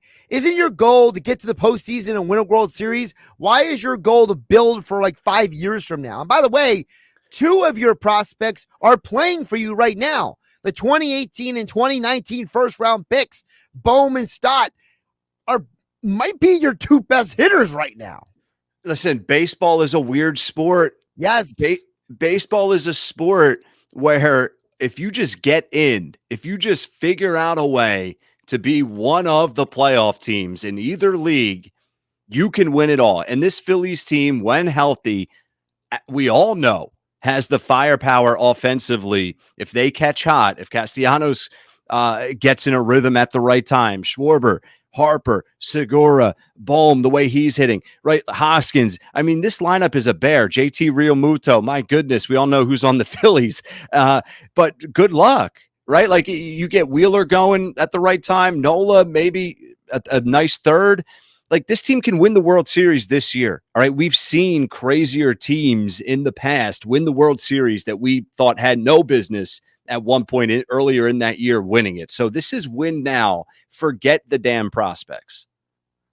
Ryan Rothstein, he is the host of the Philadelphia CityCast. Like, subscribe, download it wherever you get your podcasts. Phillies currently leading 7-2. Another runner on with 1 out in the bottom of the 8th. Bryson Stott, speaking of, at bat with, Phillies look like they can win this game. They'll win 2 against the Braves, which means we'll put them in the final wild card spot ahead of the Cardinals. Although don't tell Billy Schwein that, because I was trying to explain to Billy Schwein that percentage points in wins and losses don't matter when you hold the season record over somebody. Good luck with those combos. Billy Schwein in the locker room. Part of my life on Saturday mornings here on 97.3 ESPN. Back to the Phillies, though. I thought it was interesting yesterday. I want to bring it to you what Frank Close said yesterday on his mailbag conversation. Frank is very, he is planting his flag. He is digging himself in on the idea that the one thing Phillies should put all their resources into is acquiring another starting pitcher.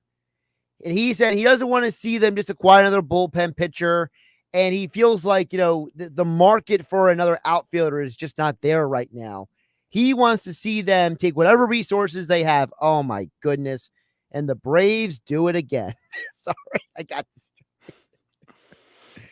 I mean, the Braves literally just botched a play at first base, and now we got 2 men on with 1 out. I mean, this game really is the bad news bears over here. But, Frank's basic position is take whatever resources you have, get a starting pitcher. Don't worry about the rest of the roster. What do you think about that take? Yeah, I agree, right? You and I talked about this the other day about what the most important need is. It's starting pitcher. It's starting pitcher, right? That has to be the first priority, right? So you can't limit yourself or handcuff yourself when attempting to acquire a starting pitcher because you feel like that could negatively impact your chances to acquire a bat, right? So I agree with that. I agree with that. This team needs another arm. I just rattled off all the names offensively that we feel pretty good about. So this team has the firepower. Are they executing and showing us that consistently? That's a different story. Obviously, injuries are a factor, but starting pitching should be the main priority, and you should not limit yourself on how you go about adding depth to that starting rotation. I completely agree. I assume you're with Frank and myself on that. I am. I would like to see them also get another outfielder. I know you're not gonna be able to get like a prime time guy, but I just feel like if you just had another body out there, you know what I mean? Maybe we get to see a little less of Adubel Herrera, and maybe it discourages the Phillies from calling on Mickey Moniak for the 20th time. You know what I mean? Like I thought it was supposed to be Rosales. They picked up Oscar Morales actually from Cleveland about a month ago, and he's just kind of toiling away in the minor leagues now. So that idea went out the window, and I am settling into the idea that I'd rather you get a number 3 pitcher than go out and get Andrew Benintendi to play center field. I'm settling into that idea, although I think that Benintendi is probably going to be acquired for a little less than people realize because he can't go to Toronto, so nobody in the AL East is going to want him. When you look at the NL landscape as a whole, and of course this division, I mean, my goodness, with the Braves and the Mets and the season that they're having, maybe I'm getting ahead of myself a little here with this question because get ahead of yourself. Go for it. All right, screw it. Would you take a flyer on the Phillies to come out of the NL from the betting standpoint? And whether you say yes or no to that question, part 2, who do you foresee competing against one another in the World Series? Well, I don't foresee the Phillies getting to the World Series unless that they get really lucky and they get like ridiculously hot at a certain point. I just feel like teams like the Dodgers just have too much firepower for a postseason run right now. Yeah. But I did say, so I had Steve Buchanan from DraftKings on yesterday. I thought that I'm seeing odds right now that, it's like plus 230 for a team from New York to win the World Series. There's also another bet that any state that's not New York to win the World Series. I wouldn't be surprised if it's a Mets-Yankees World Series. And I know there's a lot of people who don't want to see that, but it wouldn't surprise me because I think the Mets will make trades. I think Steve Cohen has got a little George Steinbrenner in him, and he thinks he wants to rule the city of New York. And I think the Yankees are going to walk away with somebody at the deadline. And realistically, in the American League, unless your name is the Houston Astros, who's really beating the Yankees in a 7-game series right now? So, yeah, I agree. And listen, if the Phillies can't get there, I want a Yankees Mets. I would love to see a Subway Series. I think that would be a huge win for the sport as a whole for Major League Baseball. So I'm not rooting for that. If and when the Phillies are eliminated, then I don't want to root for the Mets at all. But if that ends up happening, I think it would be really cool to see that play out. Aside from Yankees and Mets, though, if we took those names out of it, just for the sake of our conversation here, I mean, I would assume that the Dodgers have to be in the conversation for the World Series. And I'm not hating on the Braves, but I think the Braves just don't have the magic they did last year. Like, remember last year, it felt like every trade they made paid off. Every move they made paid off. Every little thing they did worked out for them to get to that point to win that World Series. And I don't see that same with the Braves this year. I think the Dodgers might be more of a team of destiny. To me, it's the Dodgers and the Mets would be my two favorites in the National League. And in the American League, it's the Yankees and the Astros. I might have to go a third team. I mean, I wouldn't be surprised if the Blue Jays got hot and did some crazy stuff. Some crazy stuff. Got a little weird. Yeah, I hear you. Right now, I agree. Doesn't feel like the Braves are a team of destiny. But as you and I know, a lot of baseball left. Right? Like, 2-3 weeks from now, it could be only August 15th. Braves get hot from then to the end of the season. That's a month and a half of baseball. Next thing you know, the Braves could be in the World Series. That's why I said to start this whole topic, you could see the Phillies making a run. We just haven't seen that actually click into gear yet. He's Brian Rothstein. He is the host of the Philadelphia CityCast, available on Apple Podcast, Spotify, Google Play, wherever you get your podcasts. Coming up next, somebody sent a text message in, and we are going to discuss it because it's texts like this that drive me nuts as the diehard football fan. Josh is angry, people. You won't like him when he's angry. And the moment I read this text, I know you're either going to chuckle or shake your head because you know me well enough to know that certain football takes just drive me nuts. I can't wait. Josh Hennig filling in for Mike Gill on a Wednesday edition, Hump Day Wednesday.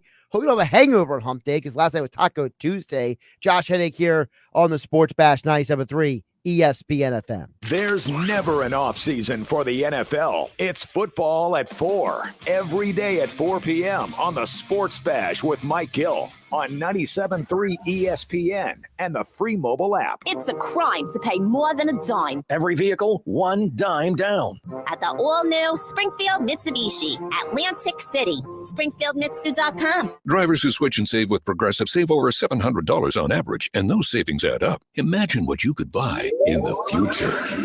So I used the savings from switching to Progressive 30 years ago to buy tickets to the championship game. Between those two teams that didn't exist 30 years ago. Yeah, I'm a big Alaska Palm Trees fan. Which is a team now in the future?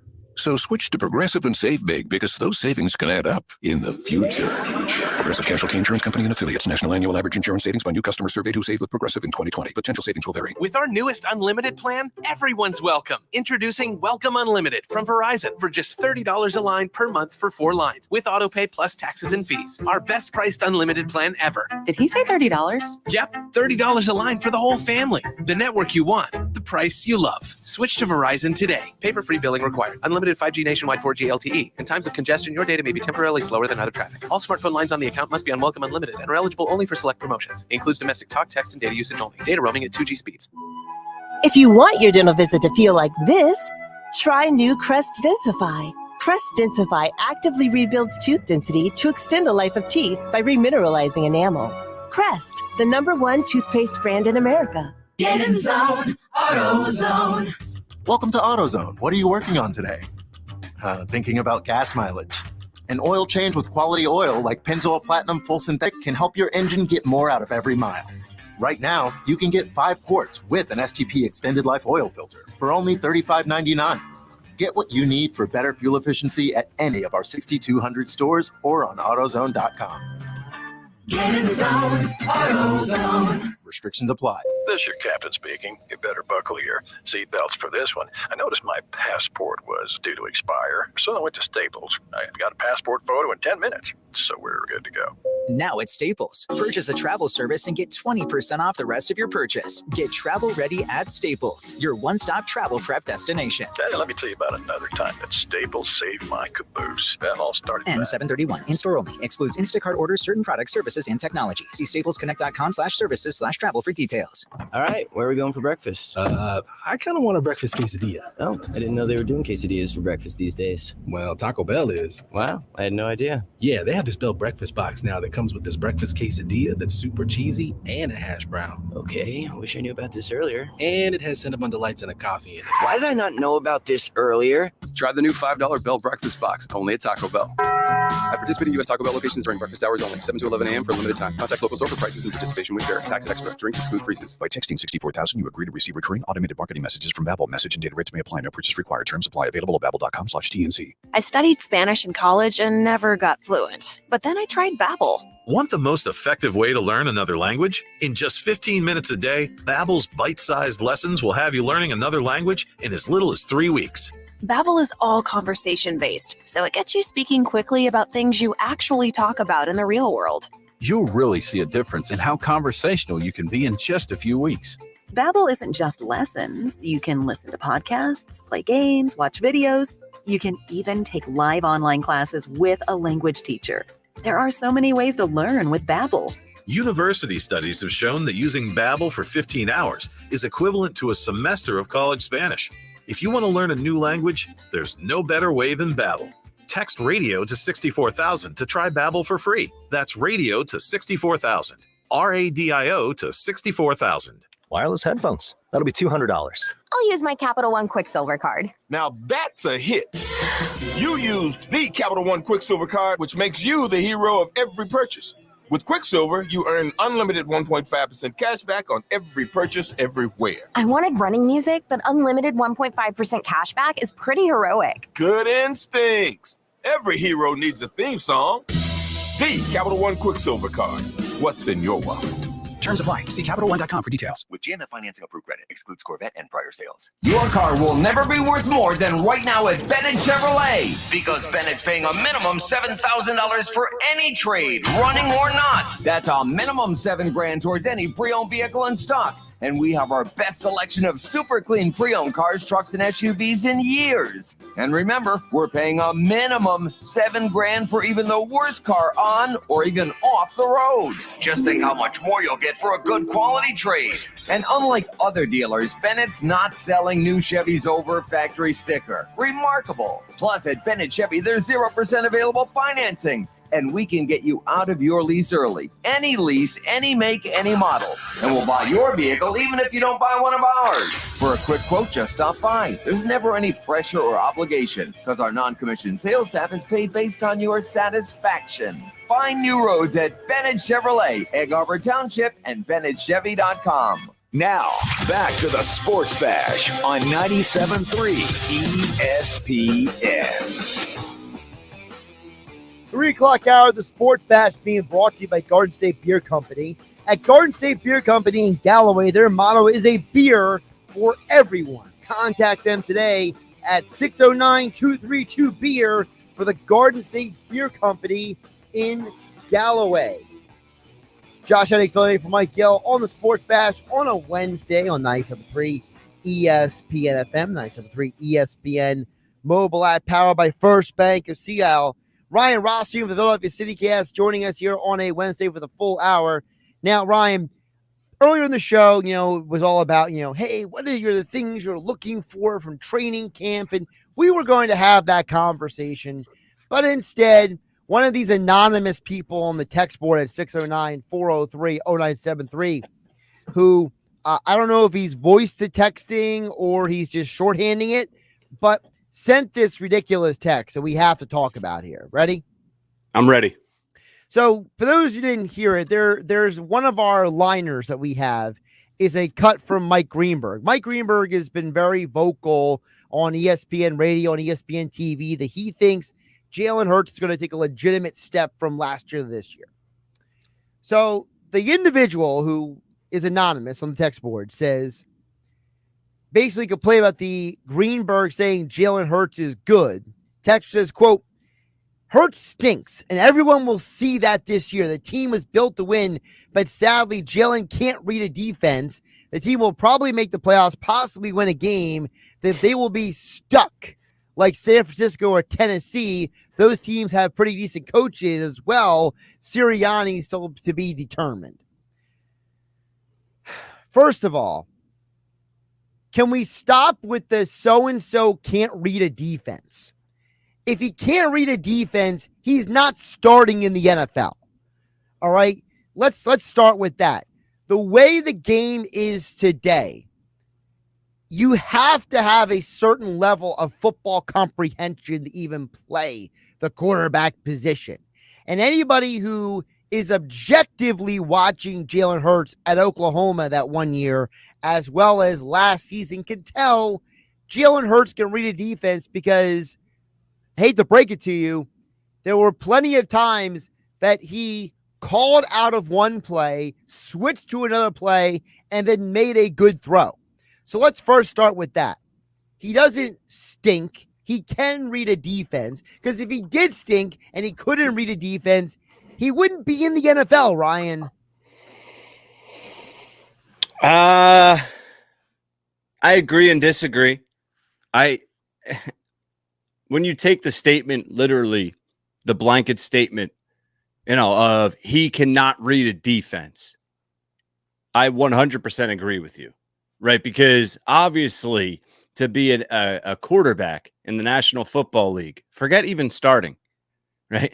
To be a quarterback in the National Football League, you have to be able to comprehend both sides of the ball and successfully be able to read a defense.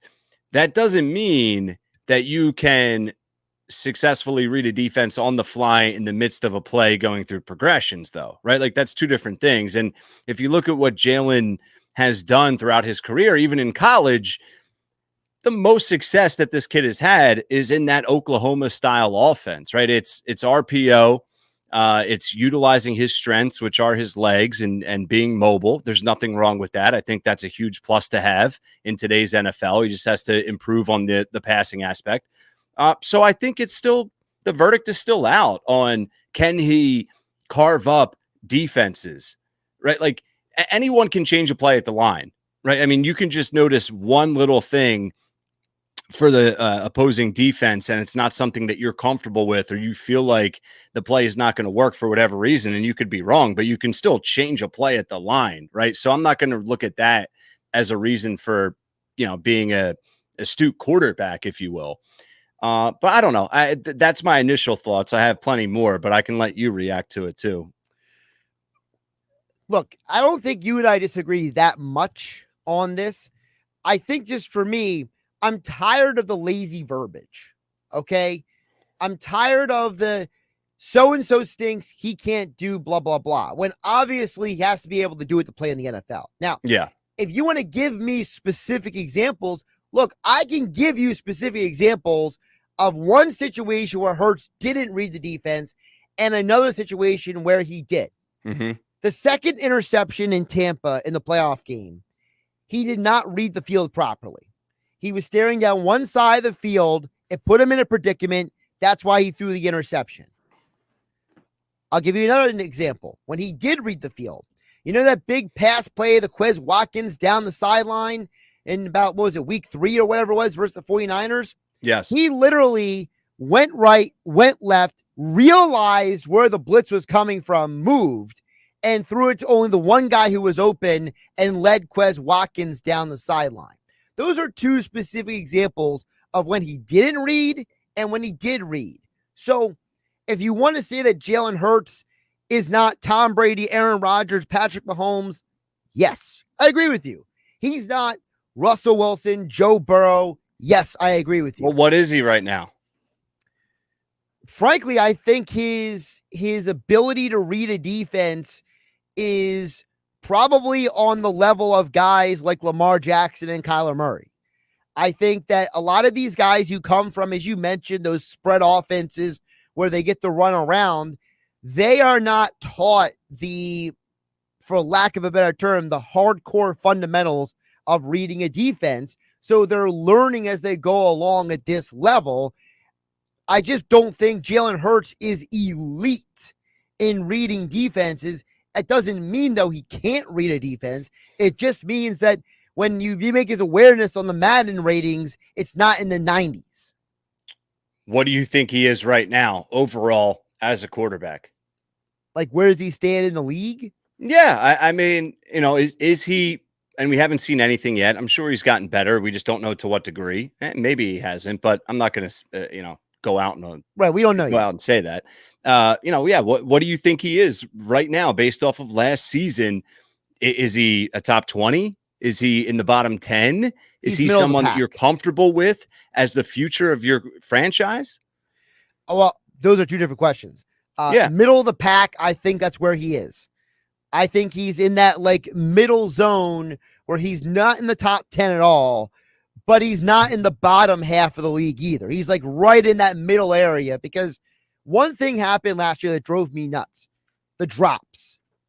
We will never know how many of the drop passes by guys like Miles Sanders and Dallas Goedert and Jalen Reagor would have changed some of those games and would have changed his stats. Actually, Ryan, I've been advocating for years. I think we should remove drop passes from a quarterback's completion percentage like we remove walks from a batter's batting average. I like that idea. It'll never get done because there's probably somebody who's making money off the completion percentage the way it is. Now, you mentioned to me the future of the franchise. That's where I believe in Hurts more than anything, because I don't think you can undervalue leadership. I don't think you can undervalue guys liking you, guys wanting to play for you, the offensive lineman that's willing to try a little extra harder on 3rd and 10, or the wide receiver who digs a little extra hard on the 3rd and 20 play to get open for the pass. There's something to be said for the fact that these guys love this dude and they believe in this dude. And sometimes if you believe in somebody and you play harder for somebody, that can elevate you. Look what this team did with Nick Foles. They loved Nick Foles. They believed in Nick Foles. And you have to wonder how many of the games during the 2017 and 18 seasons when Nick Foles played well, is there a possibility maybe some of those guys blocked a little harder, played a little harder because it was Nick Foles out there and not Wentz or Sudfeld? I think the same thing with Hurts.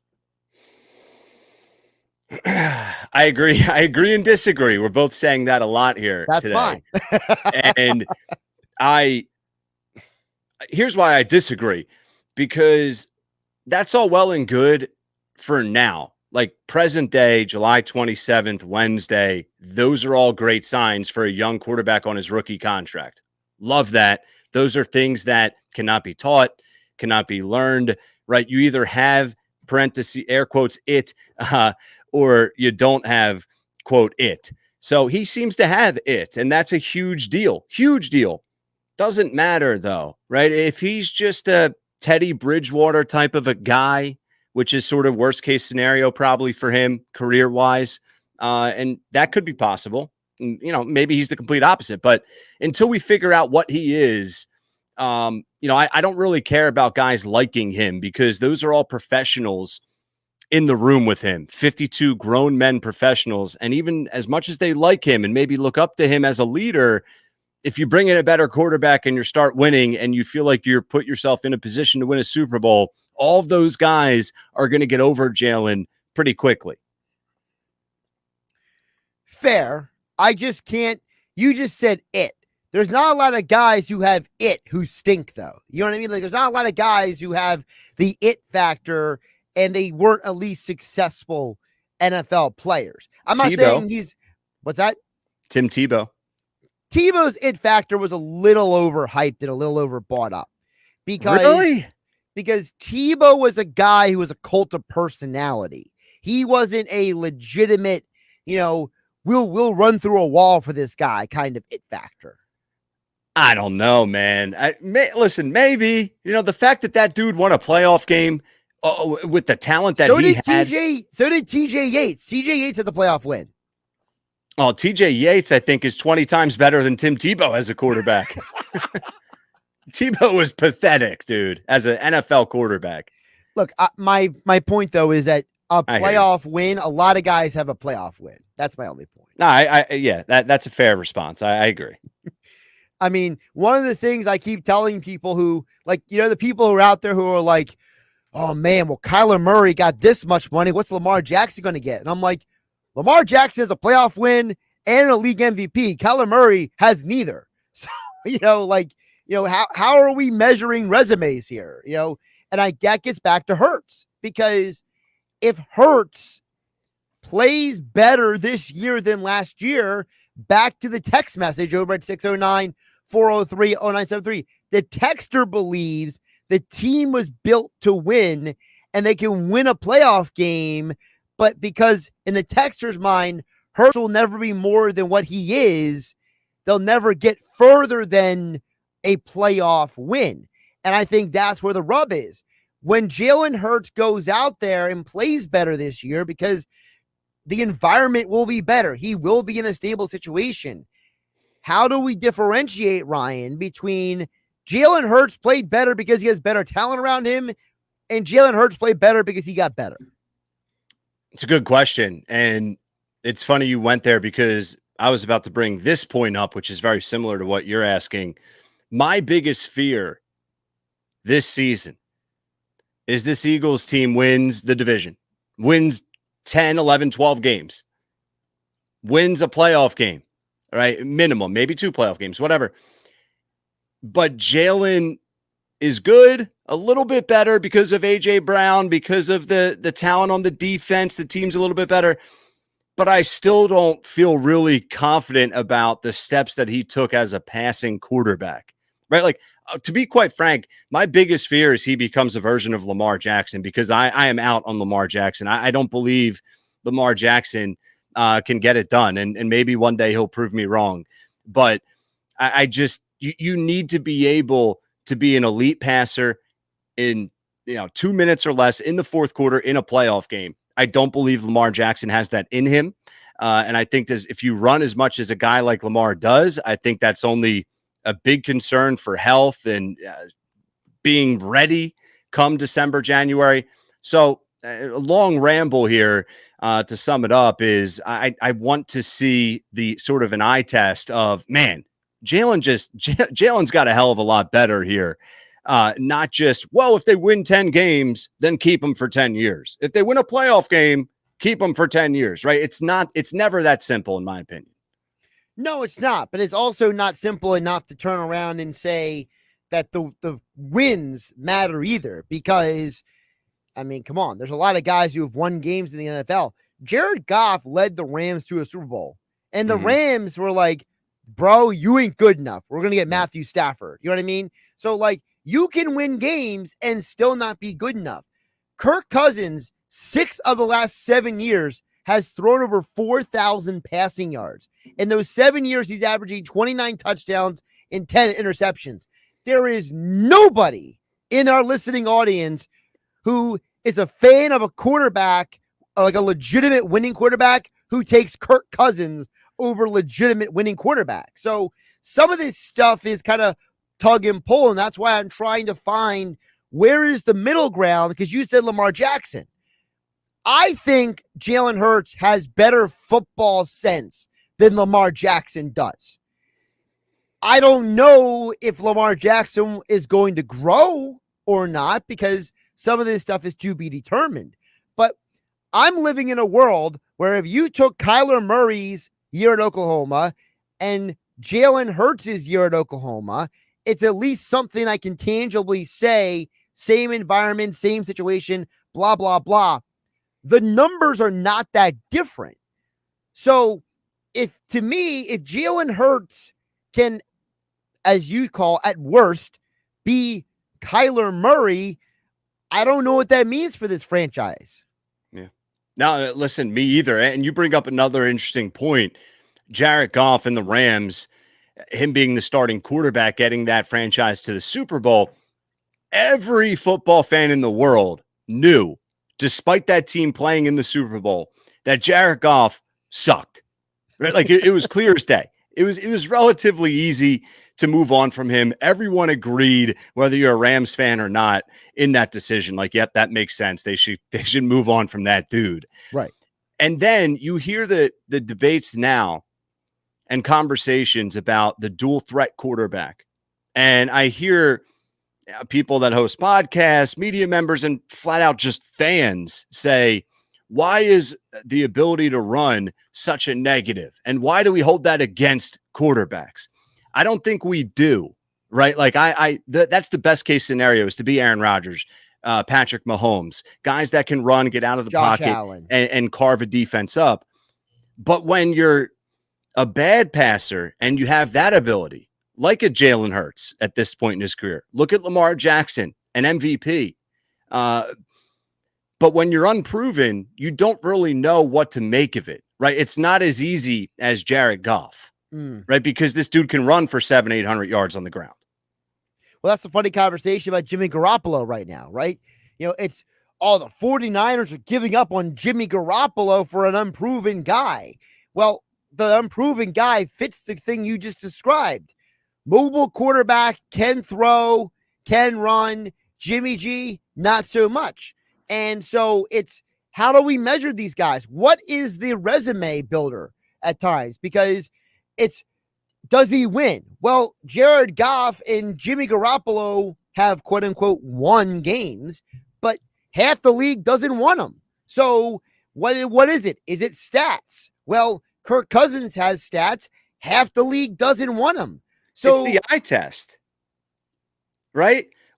Today's day and age, the sports fan, media members, everyone's obsessed with analytics and numbers, right? Like it's almost like people don't even want to watch the games. Just get on your phone or computer and look up stats for 8 hours. I love a good stat. Okay. Not completely bashing it, but it's just the eye test. Like, a franchise elite quarterback when you see one, right? Like Justin Herbert, most people knew pretty much right away, man, this guy has command of the huddle at the line of scrimmage.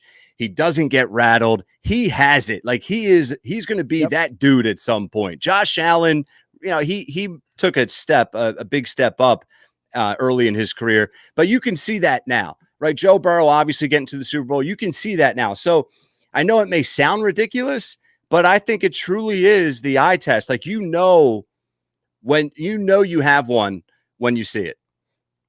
We got some texts that want to chime in on this conversation, and we will get to them on the other side at 609-403-0973. Josh Hennig hanging out with Ryan Rothstein for the Philadelphia CityCast. By the way, the Phillies won 7-2, so they do get those 2 games from the Braves. Think about that. The Phillies can beat the Braves, beat the Marlins, but they can't beat the Cubs. I mean, what the heck?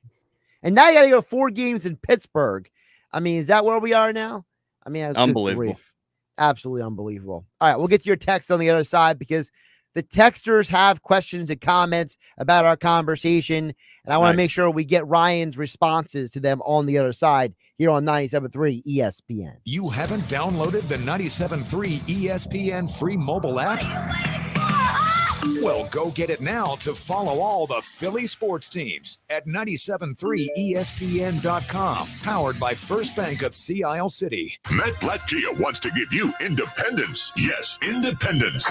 Like freedom from down payments, freedom from payments for 3 months, and freedom from your old car. Plus, if you have a job and clear $350 per week, Matt Blatt Kia wants to approve you today on any brand new Kia or pre-owned vehicle in stock, or one of hundreds of new 2023 Kia models en route, all with 0 down and 0 payments for 90 days. So bring any trade in any condition, even if you're stuck in a loan or lease. Matt Blatt Kia wants to get you released. Get cash for your car today, even if you don't buy a car from us. But why wouldn't you buy a new Kia? Because you can't make a mistake with our 4-day love it or leave it return policy. It's gotta be a Matt Blatt Kia. Unapproved credit plus applicable taxes and fees. See dealer for details. Not all will qualify. Deferred payment through TFCU. Interest accrues from date of sale. Offers don't combine. Go to MattBlattKiaNJ.com for complete details. Expires 8/7/22. Matt Blatt Kia, 6211 Black Horse Pike, Egg Harbor Township, and now on Route 37 in Toms River. Almost 3 million people use Navage to breathe better, sleep deeper, snore less, and stay healthier. I'm Martin Hoke, and I invented Navage, the world's only nose cleaner that helps flush out airborne germs with powered suction. But what do doctors have to say about Navage? Here's Dr. Tonya Farmer, a board-certified ear, nose, and throat specialist. Most airborne allergens and viruses enter through your nose. When that happens, it can cause congestion and irritation, and that just makes you feel miserable. You can get a cold, you can get flu, sinus infections, or even worse. Flushing your nose with a saline solution is the most effective way to flush all of those dangerous threats out of your nose. So now when patients come in my office, I tell them I highly recommend that you use Navage on a daily basis for overall good health and wellness. And Navage is all natural and drug-free at Navage.com, Walmart, Walgreens, CVS, Rite Aid, Bed Bath, and Target. Navage, N-A-V-A-G-E. Clean nose, healthy life. Welcome to Allstate, where you can save just by being you. DriveWise and the Allstate mobile app gives you personalized driving feedback. And by adding it to your policy, you can save for driving safe just by being yourself. Allstate. Here, better protection costs a whole lot less. You're in good hands with Allstate. Click, call, or visit allstate.com to save today. Not available in every state. Savings based on DriveWise and other safe driving discounts. Savings vary. Subject to terms and conditions. Allstate Fire and Casualty Insurance Company and affiliates, Northbrook, Illinois.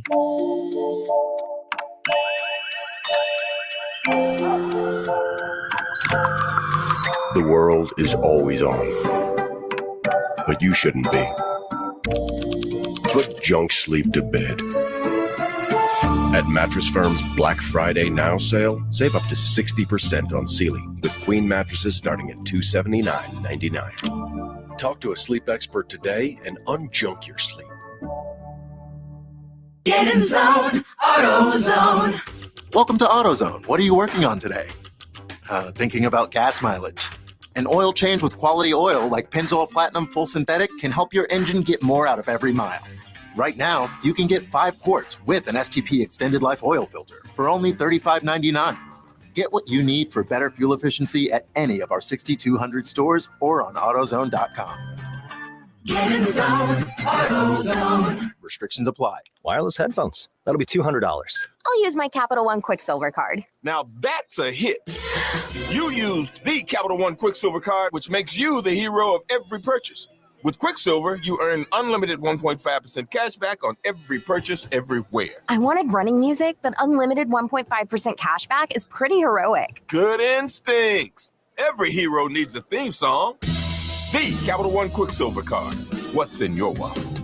Terms apply. See CapitalOne.com for details. The seafood, extraordinary. The value, tremendous. The sunsets, on the house. The Boathouse Restaurant and Yuri's Waterfront Restaurant at the foot of the bridge in Wildwood. Experience the best of the Jersey Shore at Yuri's and the Boathouse. Now, back to more Sports Bash with Mike Gill on 97.3 ESPN, South Jersey's sports leader. All right, wrapping up the 3 o'clock hour with Ryan Rothstein. He's the host of the Philadelphia CityCast. Josh Hennig filling in for Mike Gill on a hump day Wednesday here on 97.3 ESPN. Ryan, I want to get some of these questions in with you before we get out of here because some of them are specifically addressed to our conversation. You ready? I'm ready. Cole from LBI wants to know if Jalen Hurts doesn't work out this year, Ryan, he says, would you rather the Eagles draft a rookie quarterback next year, or do you have someone else in mind in the league already you would have them go get? Lamar Jackson. No. I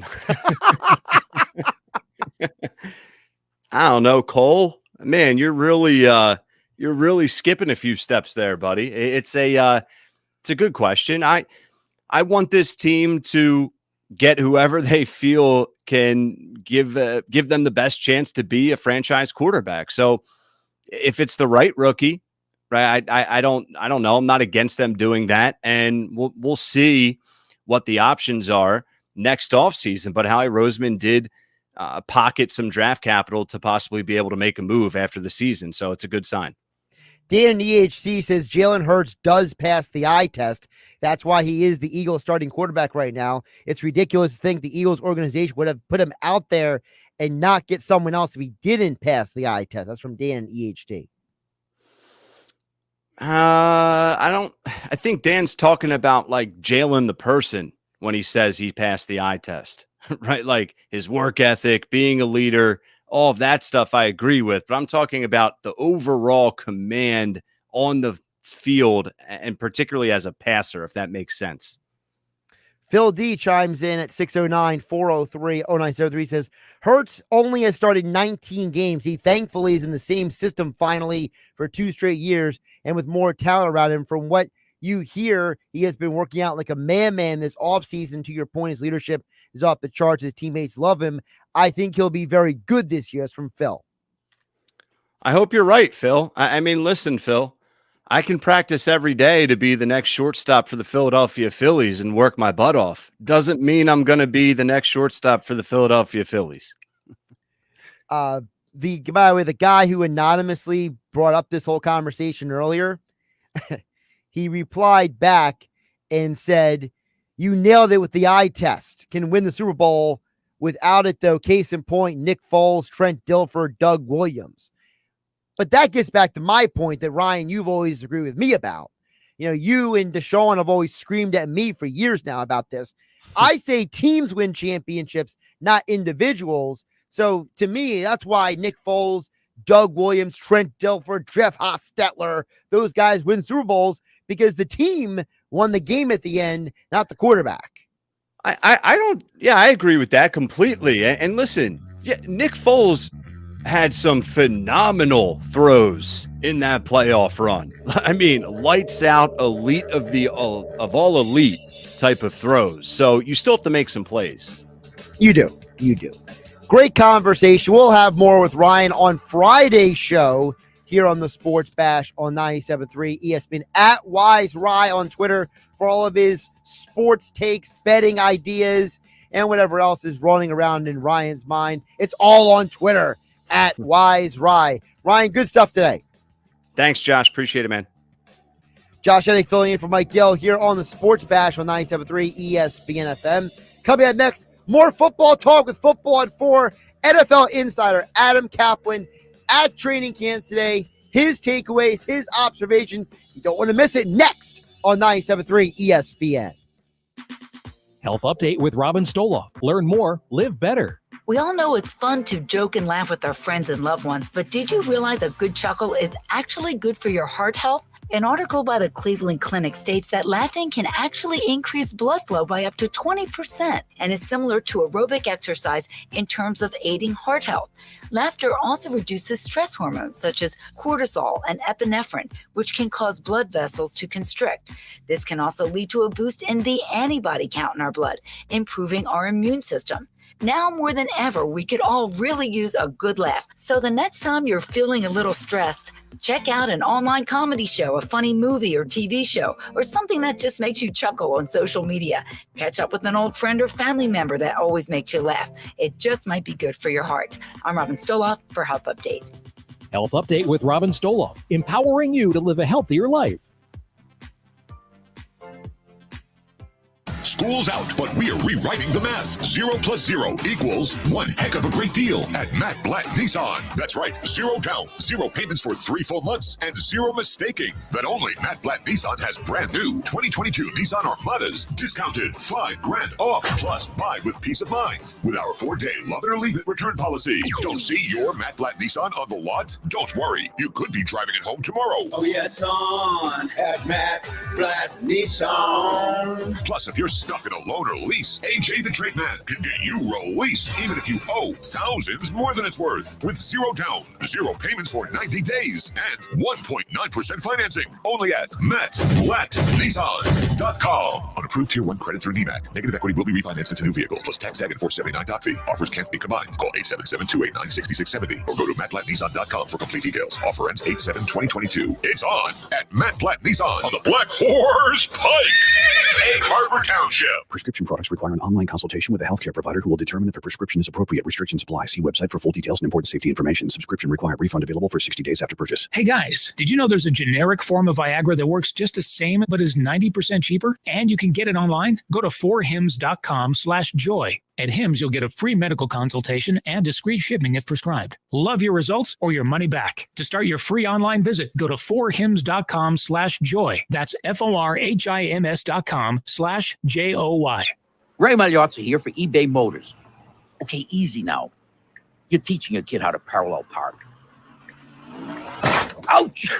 Turns out he likes to do it by feel. Don't worry, eBay Motors has bumpers, taillights, trunk lids, license plate holders, 122 million parts. Pull up just a little bit. And headlights.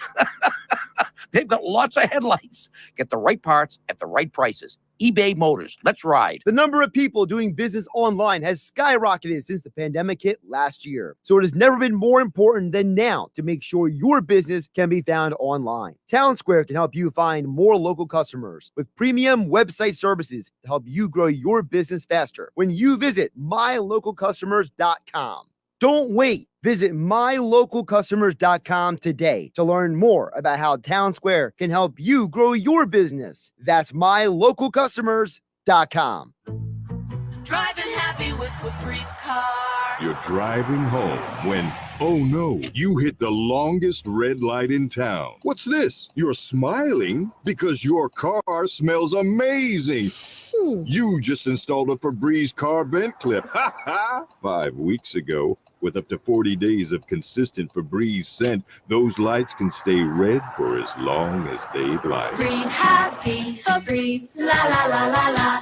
With JMF Financing Approved Credit. Excludes Corvette and prior sales. Your car will never be worth more than right now at Bennett Chevrolet. Because Bennett's paying a minimum $7,000 for any trade, running or not. That's a minimum $7,000 towards any pre-owned vehicle in stock. And we have our best selection of super clean pre-owned cars, trucks, and SUVs in years. And remember, we're paying a minimum $7,000 for even the worst car on or even off the road. Just think how much more you'll get for a good quality trade. And unlike other dealers, Bennett's not selling new Chevys over factory sticker. Remarkable. Plus, at Bennett Chevy, there's 0% available financing. And we can get you out of your lease early. Any lease, any make, any model. And we'll buy your vehicle even if you don't buy one of ours. For a quick quote, just stop by. There's never any pressure or obligation because our non-commissioned sales staff is paid based on your satisfaction. Find new roads at Bennett Chevrolet, Egg Harbor Township, and BennettChevy.com. South Jersey's play-by-play home for the Eagles, Touchdown! Sixers, and Flyers. He scored! 97.3 ESPN, WENJ, WENJ HD Millville, Atlantic City, a Town Square media station.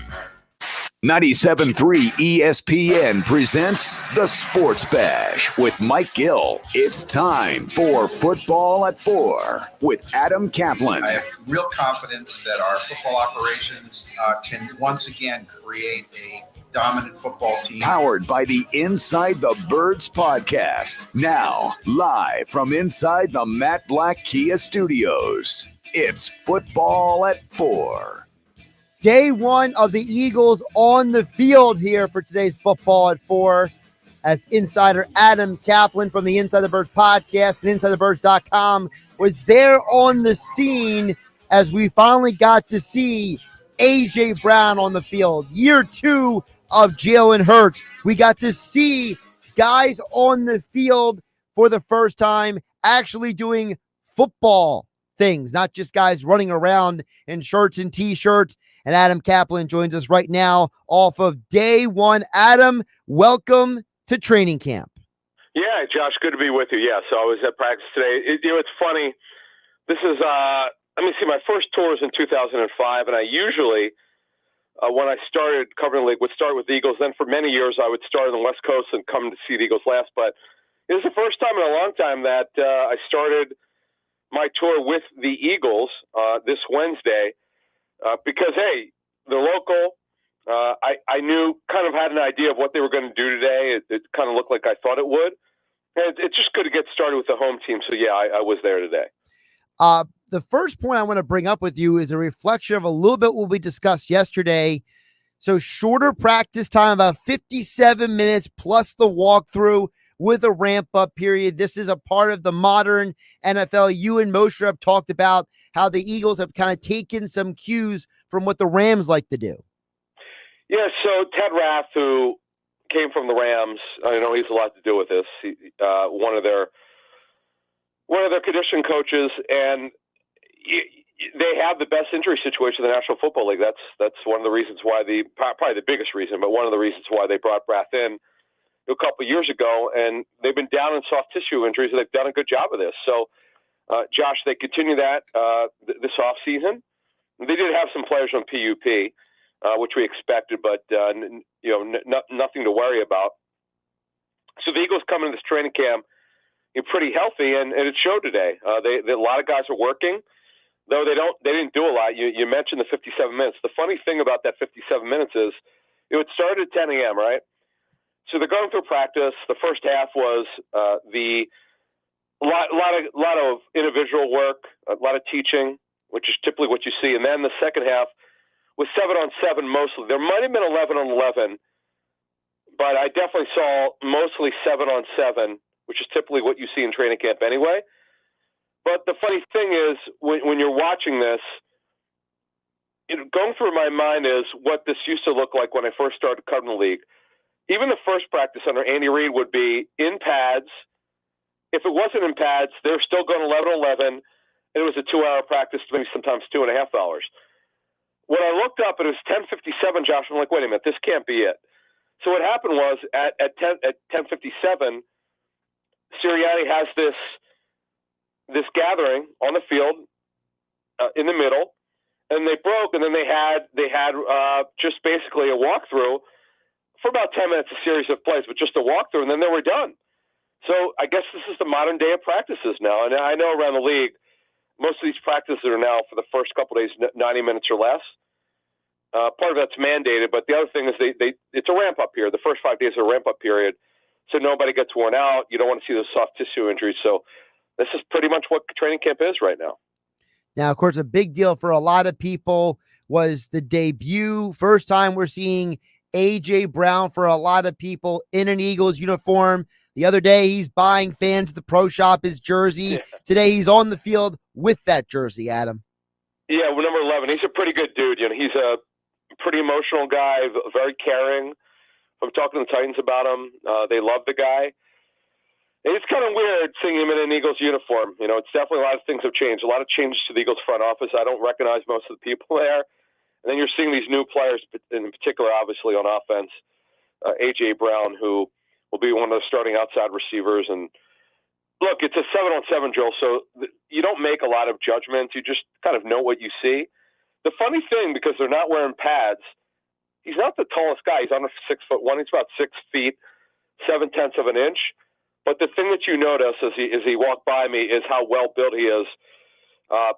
Arms, of course, legs. He's a well-built guy, and he's going to bring something different to the receiver position, the physicality, which they clearly have not had. You mentioned about the physicality they haven't had. I mean, people were asking me earlier, Adam, about, A.J. Brown and Devonta Smith, how good they are as a combo. And I remember you and Jeff Moshe talking about multiple times, look, the Eagles haven't had a lot of these type of receivers like A.J. Brown, these guys who have these physical gifts. Yeah, although he didn't practice today, Zach Pascal, he's another guy. One of the things that even Greg Cosell would tell us, you would see guys moved off of their routes. You would see guys just not get over because they weren't strong enough. Well, between A.J. Brown and Zach Pascal and Dallas Goedert, they're not going to have that problem anymore. And Devonta Smith will be moved a lot more than he was last year. So that's the good thing. You're not going to see them. And by the way, Quez Watkins, another guy who's not small. He's around 6'1". He's another guy that can make plays. You're not going to see moved off of his routes much. The good thing is they're going to be way more physical on offense. NFL insider Adam Kaplan joining us here, Football at 4, powered by the Inside the Birds podcast at Kaplan NFL on Twitter. One of the things I talked about earlier in the show, I'm glad you saw it today. Isaac Seumalo lined up first team right guard. Yeah, so all those rumors, because I know he didn't practice a ton in the offseason. Well, they didn't practice much at all anyway. There was never considered for him to put him on PUP. I don't know where that came from. I know that rumor's out there that was never true. In fact, as you said, he didn't work with the first team offense. Again, they didn't practice a lot today. But as I wrote for our website, InsideTheBirds.com, the thought is that he'll wind up being their starting right guard as long as he's comfortable from the move from the left side to the right side. There's definitely an acclimation period mentally from when a player moves from the right side to left side to left side to right side on the offensive line. It's not easy. People think it is. It's absolutely not. But the good thing is he's healthy. And we know with him, Josh, it's never been about talent. since 2018, it's been about being healthy, and right now he's healthy. So if all things, work out well, is the line you're expecting, Adam, to be from left to right, Mailata, Dickerson, Kelsey, Sayamalu, Johnson? Yeah, Jordan Mailata is down in weight. He looks great. Landon Dickerson is healthy. Remember, he was sort of rehabbing and practicing last year, before the season started. Kelsey, of course, who didn't work today with a comeback. We didn't know this. I guess he was coming back from COVID. Oh, yeah, we should mention, Josh, there are no more COVID protocols, but there are certain things that teams will do to get a player back who's coming back from COVID. So he was healthy enough to be allowed to be around the team, but he wore a pretty cool, camouflage Eagles bucket hat. Kind of a nice hat, quite frankly. If you're an Eagles fan, I would look for this hat. Green and white, pretty cool hat. Sayamalu is the right guard, and Lane Johnson at right tackle. And plus, another thing is they have really good depth. And by the way, with Kelsey not practicing today, Cam Jurgens was their first team center. Cam Jurgens, a second-round draft pick this year. It wasn't just Kelsey, apparently. It was Fletcher Cox and Anthony Harris. All were coming off of apparently having tested positive and had some COVID symptoms. Yeah, that was, we didn't know this. So, they, Anthony Harris, I saw him in a jersey. I think he worked a little bit. As I mentioned, Kelsey did not work today. And Fletcher Cox told the media, I guess he had a pretty, he was pretty knocked down by it, but thankfully he's doing well. We saw Jordan Davis. By the way, I have to tell you, before we move on, you often see this when you go around in camp. Some people just look bigger than others. Jordan Davis is, and by the way, he's wearing number 90. He's just different physically than everybody else. And to see a guy move, Josh, this well, who's as big as he is, it's quite remarkable. And I'm looking forward to see what he does for this team in training camp. Speaking of the defensive line, defensively, what did you see from what they were running on day one with the fronts? Yeah, so last year they ran really, though people call it a 5-2, it's really 34 front. Because when a 34 front, you have, Josh, two stand-up players. Now, they're typically in a 34 front. They're playing off the ball. Well, the Eagles played a lot of these guys on the ball. That's why people are calling it a 5-2 when in fact it's really a 3-4.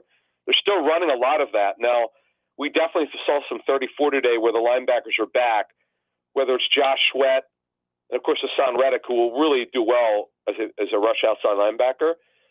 That's the way we saw today is Sweat and Reddick, and then TJ Edwards and Kaiser White and Nakobe Dean and Davion Taylor as the inside linebackers. But this is definitely the days of Jim Schwartz in the 43 front. That's completely gone. Speaking of that defense, Brandon Graham is back. I thought he had some interesting comments to the media about coming back from the Achilles, Adam. It's pretty remarkable. We first noted 6 or 8 weeks ago, whenever it was, that the team thought, just being around him, he looked great, and he's well ahead of schedule. And we noted it. I don't want to say we were skeptical, but what we had said on our show was when we reported this, let's just see what happened in training camp when he's got to stop and start. Josh, he looked great. In fact, I ran into him 2 weeks ago at a golf event. I saw him moving around, and I'm like, wow, okay. And I saw him today. He had to stop and start, and he looks normal. I look forward to the real part of training camp starts next week when they ratchet it up more, when they're allowed to be in pads and they can practice more. But right now, all systems go. Yeah, he looks normal. It's kind of hard to believe come back from an Achilles injury because I've talked to players who come off a torn Achilles. They think it takes more or less a year. Now I know he got hurt early in the season, but he's hit every interval. Man, he looks great, and hopefully BG stays well. He was definitely missed last season. You mentioned about how he was missed. I'm glad you brought that, so I wanted to go next with it. What should fans expect from BG in this defense? Because you just said this is not Jim Schwartz anymore. Yeah, so it's not like they won't play 4 down. You play 4 down or 3 down in the National Football League. You don't play 5 down. The Eagles never really played 5 down.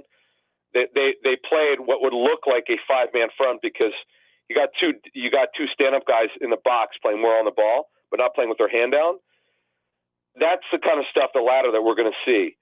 Now, the question is, okay, will they play a four-man front? Yeah, I'm sure they'll run some 43. They did last year. They weren't like – they didn't play that two overhang linebackers all the time. That was a misnomer. They definitely played some 43.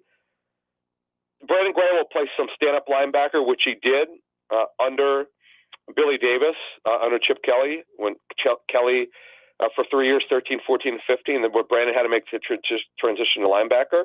He did a very good job doing that. And when they play this front, Josh, he'll definitely play standing up, because again, it's going to look like it. If you really, if some of the, I know there are fans Saturday who are season ticket holders. If you're able to go to, and we'll see what they do in that open practice, the link on Sunday, August 7th. Watch how they use Graham, because you're going to see a lot of standing up of these guys who normally play with their hand out. That leads me right into the final thing I wanted to ask you about, Adam. You mentioned the limited fans who were there. Is that, in your mind, maybe the biggest difference for you being there between what the last 2 years have been like because of the COVID protocols? Did today feel like a little bit more pre-2020 than ever? Well, but Josh, since they moved, we should make this point, since they moved from Lehigh University and went back, because it's Chip Kelly's call, he did not want to go to Lehigh. They stopped letting fans in more and more and more each year. Now it's just strictly limited. They don't have a lot of open practice at the link anymore, where they may have 2 or 3 a summer. Now they're only having 1. And they're also limited, by the way, by some rules around that area in South Philly, where they're only allowed to have a certain amount of people gathering at the same time. This actually had little to do with COVID. There are just certain rules where you can only have a certain amount of people being one area that's not in the stadium. So yeah, you're going to see, if you're an Eagles fan who's a season ticket holder, they're only selected people who could go, and also the businesses that the Eagles sponsors. They also have these tents that you'll see when you go there.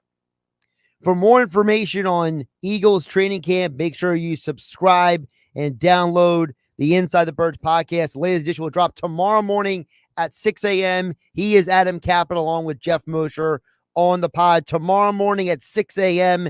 Adam and Jeff will give you even more insights on Eagles training camp. And Adam was kind enough to join us today on Football at 4 here on 97.3 ESPN. Adam, enjoy the rest of your Wednesday. And I'll speak to you guys next week when I'm out in Los Angeles for Rams, Chargers, and Niners camp. See ya. Looking forward to it. Adam Kaplan traveling. Training camp tour is off and running, starting with the Eagles today. He was there. Some great points he brought up here on Football at 4.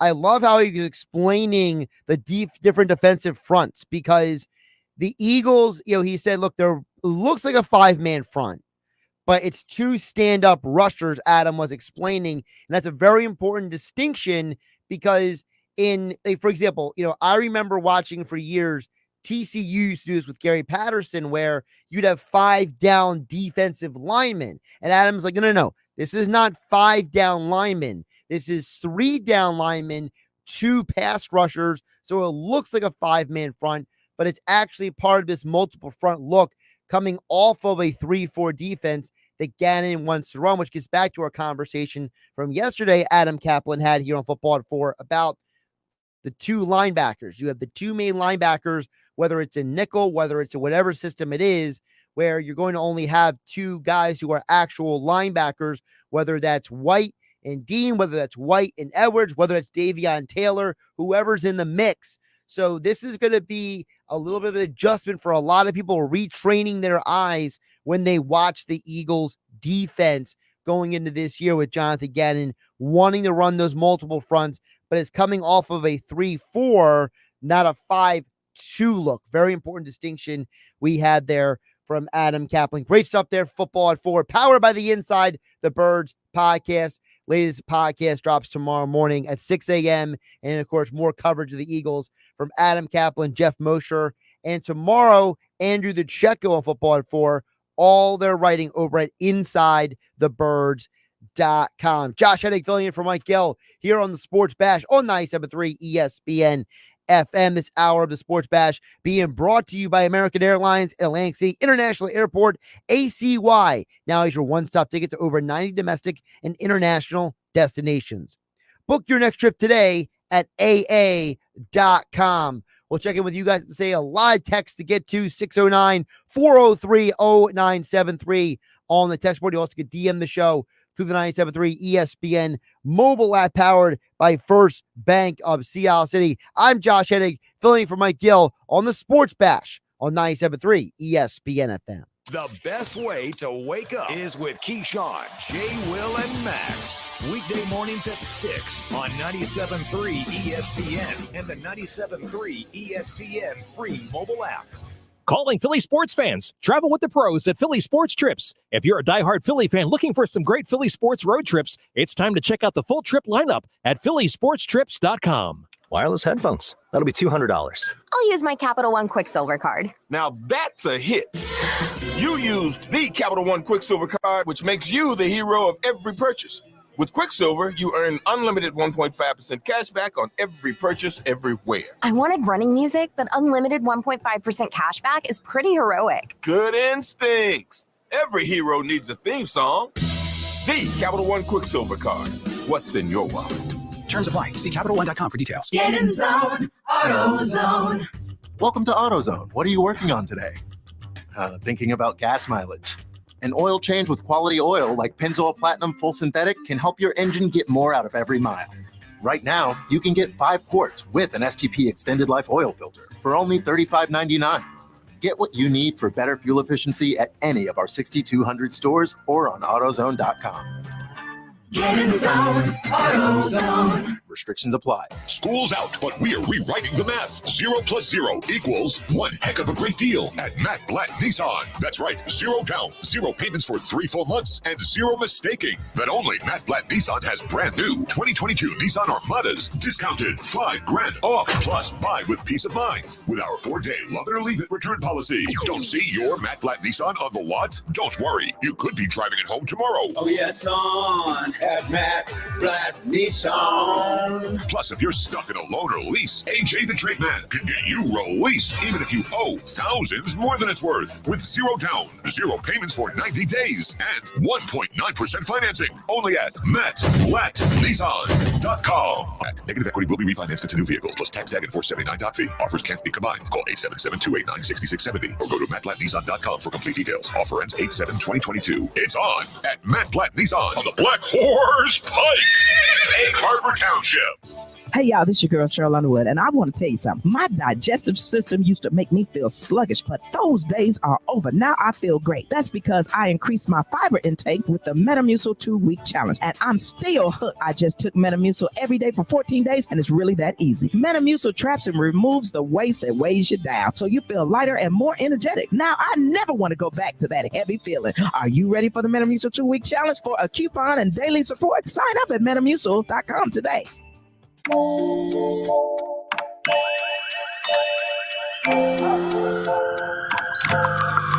The world is always on, but you shouldn't be. Put junk sleep to bed. At Mattress Firm's Black Friday Now sale, save up to 60% on Sealy, with queen mattresses starting at $279.99. Talk to a sleep expert today and unjunk your sleep. Drivers who switch and save with Progressive save over $700 on average, and those savings add up. Imagine what you could buy in the future. So I used the savings from switching to Progressive 30 years ago to buy tickets to the championship game. You know, between those two teams that didn't exist 30 years ago. Yeah, I'm a big Alaska Palm Trees fan. Which is a team now in the future? So switch to Progressive and save big, because those savings can add up in the future. Progressive Casualty Insurance Company and Affiliates. National annual average insurance savings by new customers surveyed who saved with Progressive in 2020. Potential savings will vary. Powered by NJM. No jingles or mascots, just great insurance. This is the Town Square, New Jersey Info and Weather Network. With South Jersey information you need to know, I'm Vin Avenue. Wawa has agreed to a settlement that will hand out $9 million in gift cards and cash to those actually affected by the data breach, but final approval remains tied up in court. With the hot, dry weather continuing, the state DEP is asking everyone to limit watering of lawns and outside plants to twice a week. And the Atlantic Cape Vicinage is hosting a job and resource fair on August 4th from 10 a.m. to 1 p.m. at the All Wars Memorial Building in Atlantic City. Get more South Jersey information right now on our app. Your forecast is next. You finally got that new car, so you called your insurance company. Your call is important to us. Please hold. We are the tippy top workshop insurance. You ended that call with their jingle stuck in your head. Then you called NJM. Thanks for calling NJM Insurance. This is Claudia. Let's see if we can save you up to 25% on your auto insurance. No jingles or mascots, just great insurance. Visit njm.com for a quote. From the Town Square, New Jersey Info and Weather Network, I'm Chief Meteorologist Dan Zarrow. We do not have to ring alarm bells for extreme heat and humidity, but tomorrow will turn steamier again. We also have a chance for a shower or thunderstorm tonight. Humidity will be on the rise, low temperature 75. Tomorrow's high 91, partly sunny with a chance of an isolated late-day thunderstorm. Clouds and afternoon showers expected Friday. It'll still be humid and warm with a high of 87. Get weather 24/7 wherever you are. Download our free mobile app today. This summer, it's playtime in Atlantic City. Play all day, play all night, and always play to win. Visit AtlanticCityNJ.com to press play and win big. Now, back to the Sports Bash on 97.3 ESPN.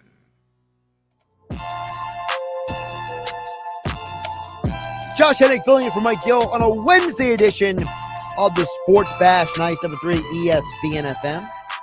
97.3 ESPN mobile app powered by First Bank Seattle. We have a ton of text to get to, a ton of messages I want to get to over on the 97.3 ESPN mobile app, also on the text board at 609-403-0973, because a lot of you guys out there have been chiming in, commenting on different things over the last couple hours, so I don't want to let those text messages go away and make you guys think we're not reading them. We read all your texts, by the way. It's just a matter of which ones we will or will not get to. Well, let's get to some of them now over on the 97.3 ESPN mobile app. Calvin in Wildwood says, why is it we care so much about Jalen Hurts having passing touchdowns, where he gets his passing touchdowns and rushing touchdowns and they count for the same 6 points? As long as they turn the ball over and he puts points on the board, I'm fine with it. That's from Calvin in Wildwood. A couple things, Calvin. One, the reason why people care is because, as Ryan mentioned in the last hour, people care a lot, maybe too much, based on your message about the eye test. A lot of people want their quarterback to have a certain look and feel and vibe to them. Part of the reason why the Cleveland Browns, rightly or wrongly, gave Deshaun Watson $230 million of guaranteed money is because Deshaun Watson looks like a franchise quarterback. He has the feel of a franchise quarterback. And they know, if you've watched Deshaun Watson, you're looking at a guy that, before all the allegations came out and all the off the field issues that he has had, he is a guy who, look, he does have multiple years of over 26 passing touchdowns. Deshaun Watson's last 3 years before all the allegations and before he sat out all last year, 26 touchdowns, 33 touchdown passes. And in those 3 years, you're talking about a guy who averaged 9.3 interceptions per year. And like you said, why should we care as long as I turn the ball over? Well, because Deshaun Watson, as his passing touchdowns were up there, he only averaged 5 rushing touchdowns per year. So, his passing touchdowns far exceeded his rushing touchdowns. And people look at Hurts, they look at Lamar Jackson, they look at some of these guys, and they have a negative connotation about them as mobile quarterbacks because they don't physically always look like great passing quarterbacks, like, to use the example Deshaun Watson does. So that's why Calvin and Wildwood people do that. Look, I agree with you. Winning is winning. I go by, when it comes to winning and touchdowns, I go by the Fast and Furious analogy. Dominic Toretto said, it doesn't matter if you win by an inch or a mile, winning is winning. Well, you're right, Calvin and Wildwood. 6 points are all the same. The issue people have is people have been conditioned, by certain media outlets, by certain shows, by certain, life experiences that they want their quarterback to perform at a certain level if he's going to win a championship. And even the quarterbacks who, were not elite or great quarterbacks who won championships, Nick Foles, Trent Dilfer, Jeff Hostetler, Doug Williams, Mark Rippon, these guys were still people who had moments when they showed a high level of ability as passers of the football. For as much flack that Trent Dilfer gets because you won because you played quarterback for one of the greatest defenses of all time, people overlook the fact that Dilfer still had 2 different seasons with over 20 passing touchdowns, and he had 2 seasons in an era where you didn't ask the quarterback to do a lot of passing as they do today. Trent Dilfer had, 3-4 seasons with over 400 pass attempts. So was he a Hall of Fame quarterback? No, of course not. But he was a guy who was looked at because of his skill set and said, this guy can help us win games. And I think to Calvin and Wildwood's point, that's what's more important is, can you help our team win the game than some of, the specific stats. Now, over on the text board at 609-403-0973, Phil chimes in and says, Josh Allen was terrible his first 2 years in the NFL, and now he's the talk for MVP. There's a lot of negativity when it comes to rushing quarterbacks. Well, Josh Allen ran the ball 763 yards last year. Jalen Hurts ran the ball 784. That's from Phil chiming in on the text board at 609-403-0973. Listen, Phil, I think that there's 2 issues when it comes to the mobile quarterback. The one negativity is people don't want their mobile quarterback to that just be their greatest weapon. They want their arm talent to be their greatest weapon. Josh Allen has elite arm talent. So him running the ball is looked at differently than someone like Jalen Hurts. The same thing happened to Steve Young. Steve Young was a guy who had, despite the fact that Steve Young ran for a lot of yards, Steve Young had elite arm talent. And I think that is something that gets forgotten in this conversation. When we talk about the eye test, the reason why people salivate over certain quarterbacks like Josh Allen and Steve Young instead of over guys like Lamar Jackson and Jalen Hurts is that it's not that Hurts and Lamar don't have good throwing arms. It's that a guy like Steve Young, he was so elite as a passer. Steve Young led the NFL in completion percentage, not once, not twice, not 3, 5 times in his career. So you're talking about a guy who, yes, Steve Young was a mobile quarterback. Steve Young, was a guy who did a lot of scrambling. He had 5 rushing touchdowns or more, 3 different seasons. He's a guy who finished his career with over 4,000 rushing yards from the quarterback position.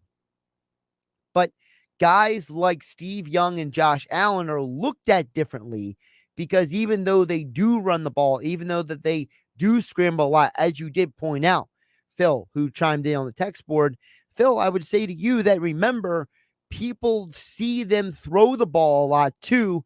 There's not as many moments so far in Hurts and Lamar's career. If you take their college and pro tape, there's not as many opportunities for you to point out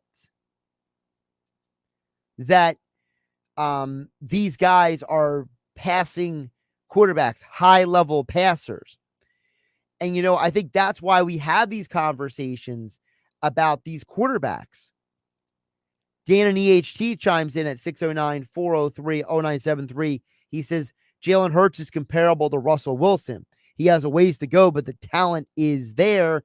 Jalen reminds me of McNabb, except Hurts has intangibles that McNabb didn't have. And McNabb's best to remember was with T.O. Well, now Jalen Hurts has A.J. Brown from Dan DHT.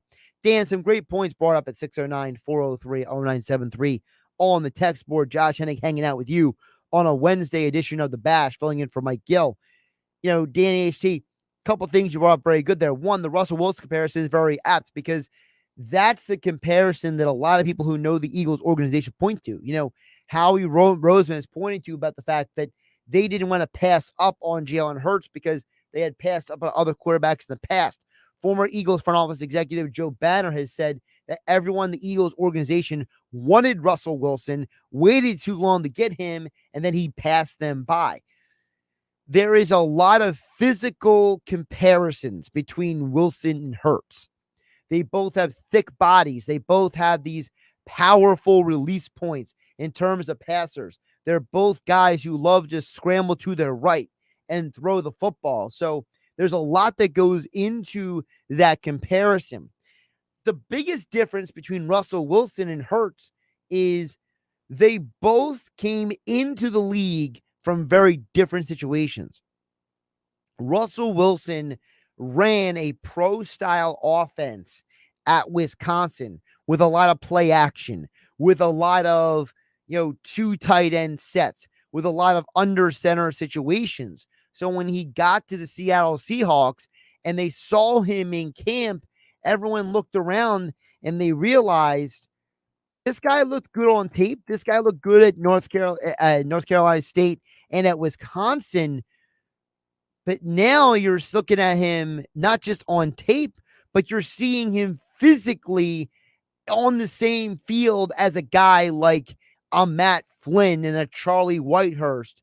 And everyone's looking around like, Russell Wilson's way better than these guys in terms of playing the NFL style of ball. And I think that's where the difference between Hurts and Wilson is that Jalen Hurts came from an Oklahoma team that ran a lot of spread, a lot of option one, option two, run the ball, and that's where Kyler Murray and Baker Mayfield also learned to play football, is that you have three quarterbacks, Hurts, Mayfield, and Murray, who were all transfers, who all transferred into Oklahoma. So Oklahoma was not able to cultivate and develop and grow them like they would have otherwise other players. So the whole Lincoln Riley offense was built on the idea of any quarterback who has any intelligence can walk into this offense and run it. And Jalen Hurts was a guy who in college, look, he didn't have to run an offense that asked him to go through option one, option two, option three, option four, come back to option one, do it all in 1 Mississippi, 2 Mississippi, 3 Mississippi, 3 seconds, get the ball out of your hand. No.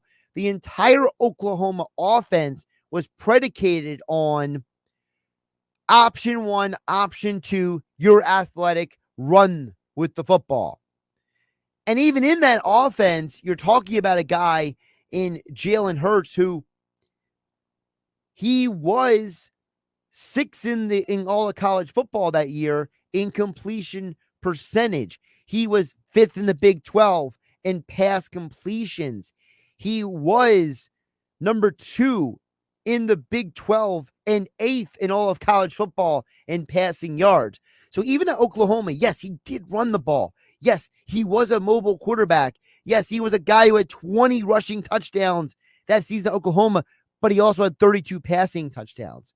So the problem is that when Hurts came to the NFL, he was having to learn things about the style of the NFL game that Russell Wilson didn't have to learn on the fly.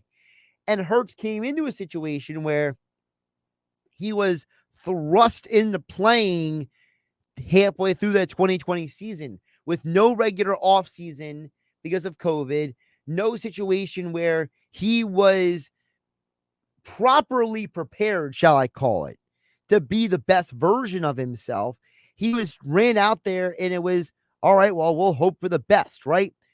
And that's a problem. And I think that that's why, yes, a lot of people look at Jalen Hurts and say he's a lot like Russell Wilson in terms of physical build, but he's not a lot like Russell Wilson in terms of where his starting point was. Now, is that to say that Hurts can't elevate his game to be a Russell Wilson type of player? Yes, he can get to that point. Yes, he can be that kind of player.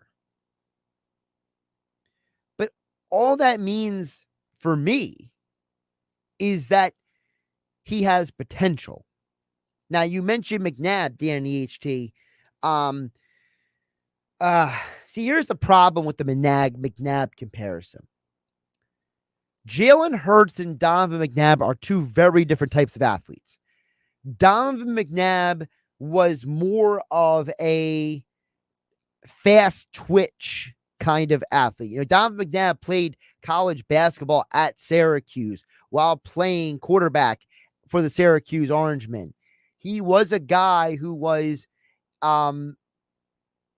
physically, more in the line of the scrambling quarterbacks of that era. Guys like Michael Vick, previously Randall Cunningham. He was more of a leaner, faster, more quick twitch burst agility. We all remember the famous video of him doing the double juke and running by somebody. That's who Donovan was. Donovan's mechanics were a little sloppy at times. Part of the reason why he threw the ball on the ground like he did was because Donovan was a guy who he was not very polished in terms of the pro style of quarterback play. And in college, he didn't have a good completion percentage either. I think the best he ever had in college was 62%.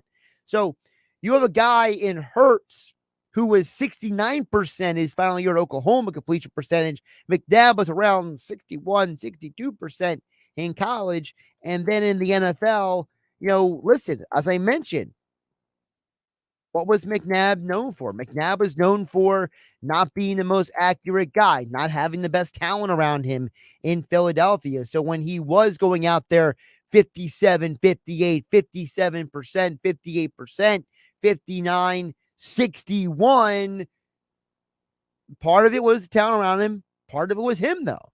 So I would say that they're very different athletes, Dan EHT. I would say that Jalen has more quarterback traits in terms of pocket presence, in terms of release point, in terms of when Jalen throws the football, he looks more like a traditional NFL quarterback, and his body is built like a Steve McNair or Russell Wilson. He's got a powerful body. He's a powerful athlete. Donovan McNabb had the longer release. He was a guy who let the ball go, sometimes inconsistently as his release point, but he was a long, lean athlete. So I understand why you say he reminds you a little bit of McNabb, but I would say there's a lot of differences for those two guys as well. Josh Hennig filling in for Mike Gill on the Sports Bash on 97.3 ESPN FM, the 97.3 ESPN mobile app powered by First Bank of Seattle City. Taking your guys' thoughts and comments on the DMs through the 97.3 ESPN mobile app, like Calvin and Wildwood did, Jeff in Ocean City, as well as text from Dan EHT and Phil D over at 609-403-0973. Text says the Eagles have a very easy schedule this year, and that will lead them to being able to be in a good position to win the NFC East.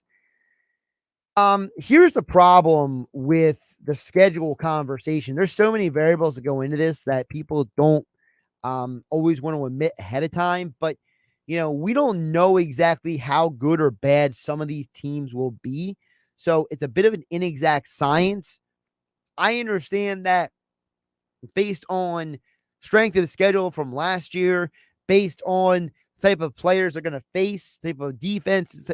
Yes, the Eagles' schedule as a whole is easier than, let's say, the Dallas Cowboys, for example. But I still think there are some challenges that have to be overcome on that schedule.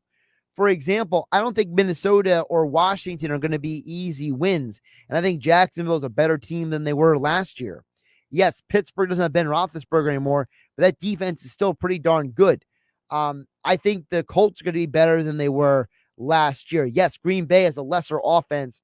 They're not as talented, but they still have that guy named Aaron Rodgers, and he's always dangerous. Yes, Tennessee's offense is not a great offense, but they have a very solid, lunch pail kind of defense. I think Chicago is a better team than they were last year. And if Brian Daboll can do anything positive with Daniel Jones, that's going to make those Giants games on December 11th and January 8th that much more difficult. So, yes, the Eagles have an easier schedule than the Cowboys. Listen, this is who the Cowboys play this year. I'm not going to read you the schedule. I'm going to read you off the quarterbacks. Tom Brady, Joe Burrow, Matthew Stafford, Aaron Rodgers, Matt Ryan. What do all those quarterbacks have in common? They've all started games in the Super Bowl. And on top of that, they got to face Kirk Cousins. And when they face the Jags, look, the Eagles face the Jags early in the year, October 2nd. I guarantee you that Trevor Lawrence will be better December 18th than he is on October 2nd. I wouldn't be surprised if by the time December 18th comes around, that might be a trap game for Dallas going to Jacksonville, because before Dallas goes to Jacksonville December 18th, they got 3 straight home games against the Giants, the Colts, and the Texans. And then the Jacksonville game is before the Philadelphia game. Don't be surprised.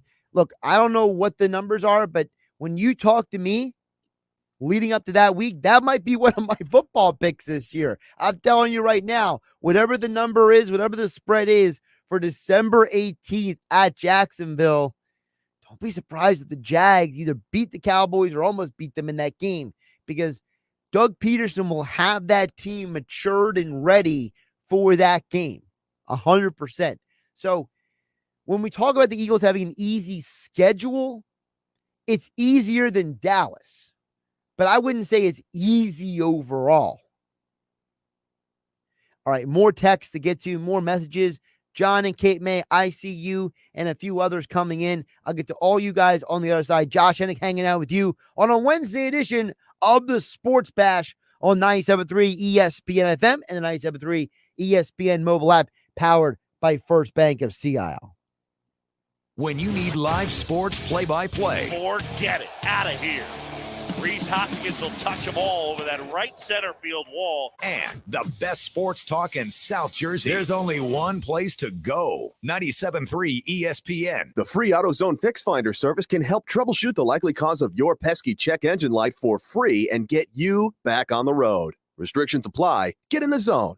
AutoZone. With GMF financing approved credit, excludes Corvette and prior sales. Your car will never be worth more than right now at Bennett Chevrolet, because Bennett's paying a minimum $7,000 for any trade, running or not. That's a minimum $7,000 towards any pre-owned vehicle in stock. And we have our best selection of super clean pre-owned cars, trucks, and SUVs in years. And remember, we're paying a minimum $7,000 for even the worst car on or even off the road. Just think how much more you'll get for a good quality trade. And unlike other dealers, Bennett's not selling new Chevys over factory sticker. Remarkable. Plus, at Bennett Chevy, there's 0% available financing. And we can get you out of your lease early. Any lease, any make, any model.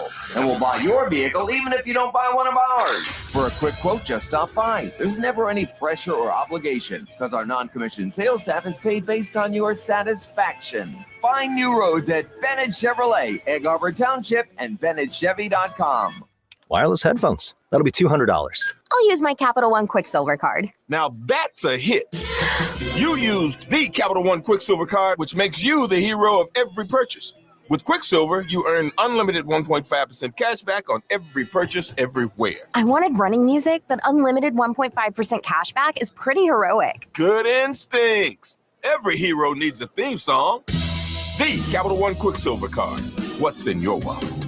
Terms apply. See CapitalOne.com for details. Drivers who switch and save with Progressive save over $700 on average, and those savings add up. Imagine what you could buy in the future. Hey, remember how 20 years ago I switched to Progressive? Well, now it's the future, and I used all those savings to buy this new hologram phone. Because, it's the future, and everything is holograms now. So switch to Progressive and save big, because those savings can add up in the future.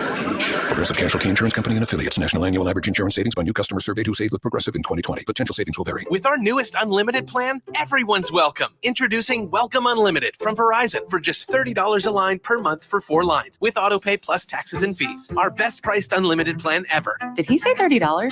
Yep, $30 a line for the whole family. The network you want, the price you love. Switch to Verizon today. Paper-free billing required. Unlimited 5G nationwide 4G LTE. In times of congestion, your data may be temporarily slower than other traffic. All smartphone lines on the account must be on Welcome Unlimited and are eligible only for select promotions. Includes domestic talk, text, and data usage only. Data roaming at 2G speeds. If this were a Reese's TV ad, you'd be staring at a Reese's peanut butter cup.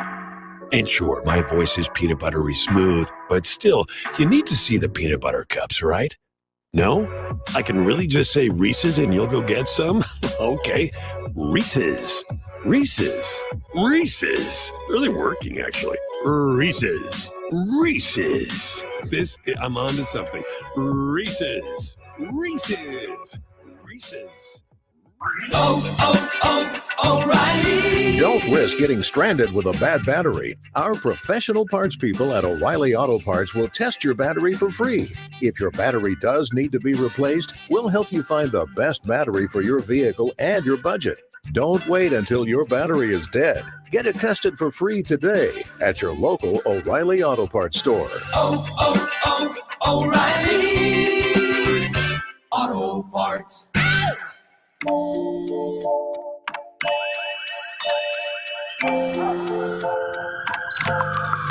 The world is always on, but you shouldn't be.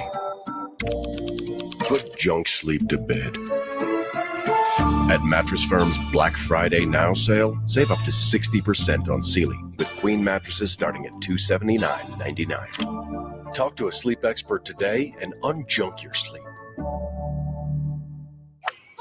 Looking good, Mrs. Dubs. The head groundskeeper at Thad's golf course just retired. We need to find someone in the next 2 weeks. Someone with botany and management experience. He needs a replacement because the greens are already looking a little rough. Aeration. They need to know it all. Indeed can help him hire great people fast. I need Indeed.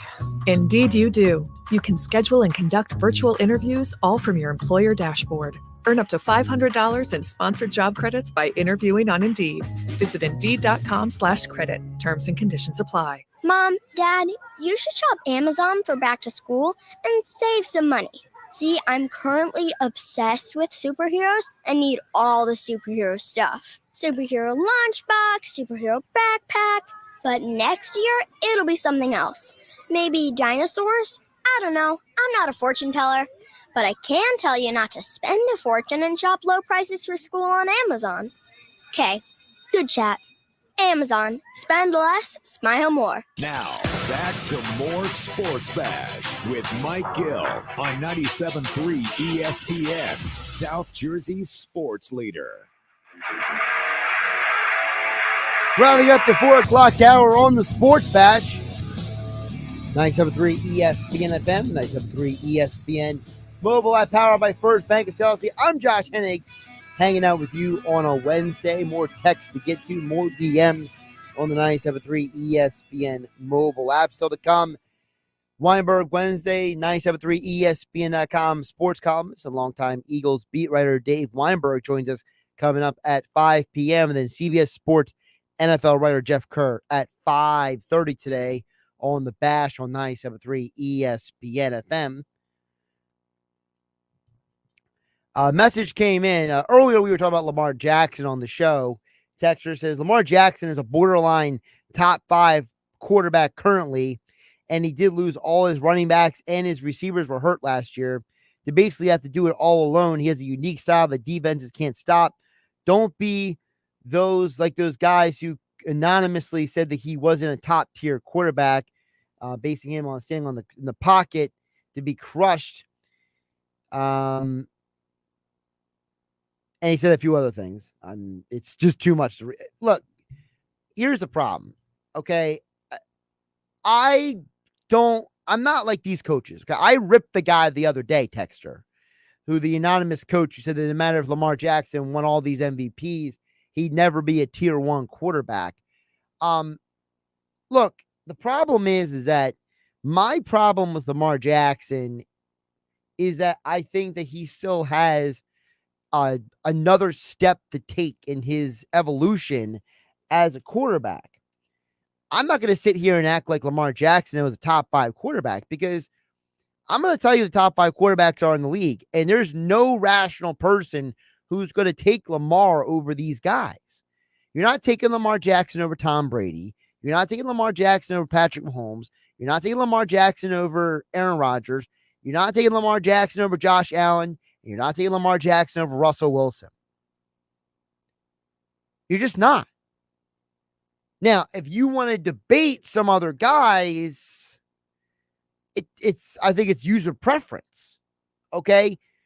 Joe Burrow or Lamar Jackson. Well, Lamar Jackson won a league MVP. Joe Burrow led a team to the Super Bowl. Okay? If your preference is a guy with great stats going to win your fantasy football league, you probably want Lamar Jackson. If you want to win a championship, you probably want Joe Burrow. It doesn't mean Lamar Jackson's a bum. It doesn't mean he can't win a Super Bowl. It doesn't mean he stinks.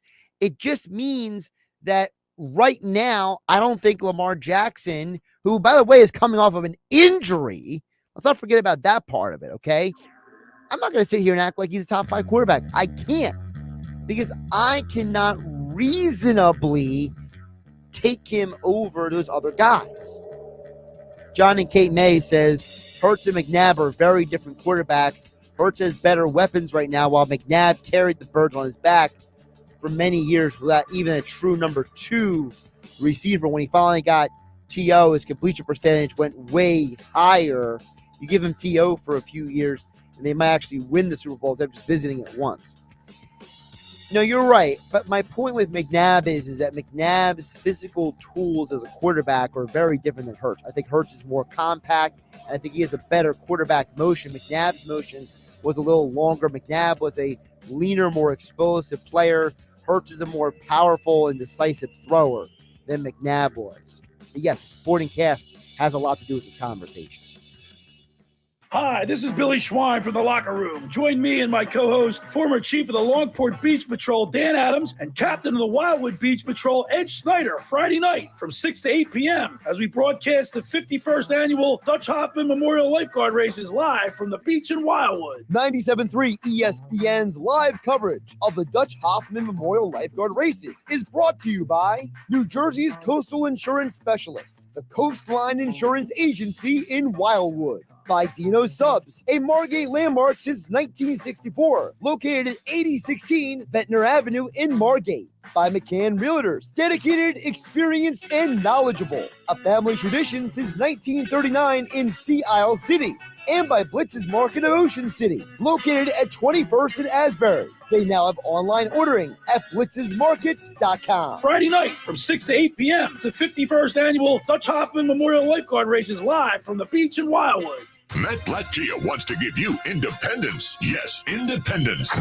Like freedom from down payments, freedom from payments for 3 months, and freedom from your old car. Plus, if you have a job and clear $350 per week, Matt Blatt Kia wants to approve you today on any brand new Kia or pre-owned vehicle in stock, or one of hundreds of new 2023 Kia models en route, all with 0 down and 0 payments for 90 days. So bring any trade in any condition, even if you're stuck in a loan or lease. Matt Blatt Kia wants to get you released. Get cash for your car today, even if you don't buy a car from us. But why wouldn't you buy a new Kia? Because you can't make a mistake with our 4-day love it or leave it return policy. It's gotta be a Matt Blatt Kia. Unapproved credit plus applicable taxes and fees. See dealer for details. Not all will qualify. Deferred payment through TFCU. Interest accrues from date of sale. Offers don't combine. Go to MattBlattKiaNJ.com for complete details. Expires 8/7/22. Matt Blatt Kia, 6211 Black Horse Pike, Egg Harbor Township, and now on Route 37 in Tom's River. Have you ever noticed that when the afternoon light hits your floors, you can see everything, including dust? So much dust. And that floor dust gets kicked up into the air, compromising the quality of air you and your family breathe. Eesh. Swiffer Heavy Duty Sweeper is the fast and easy way to clean your floors with ultra-thick pads that trap and lock dust before it gets in the air. Just a couple minutes a day, and dust is gone. Swiffer Heavy Duty Sweeper. Proud partner of the American Lung Association. Get in zone, AutoZone. Welcome to AutoZone. What are you working on today? Thinking about gas mileage. An oil change with quality oil like Pennzoil Platinum Full Synthetic can help your engine get more out of every mile.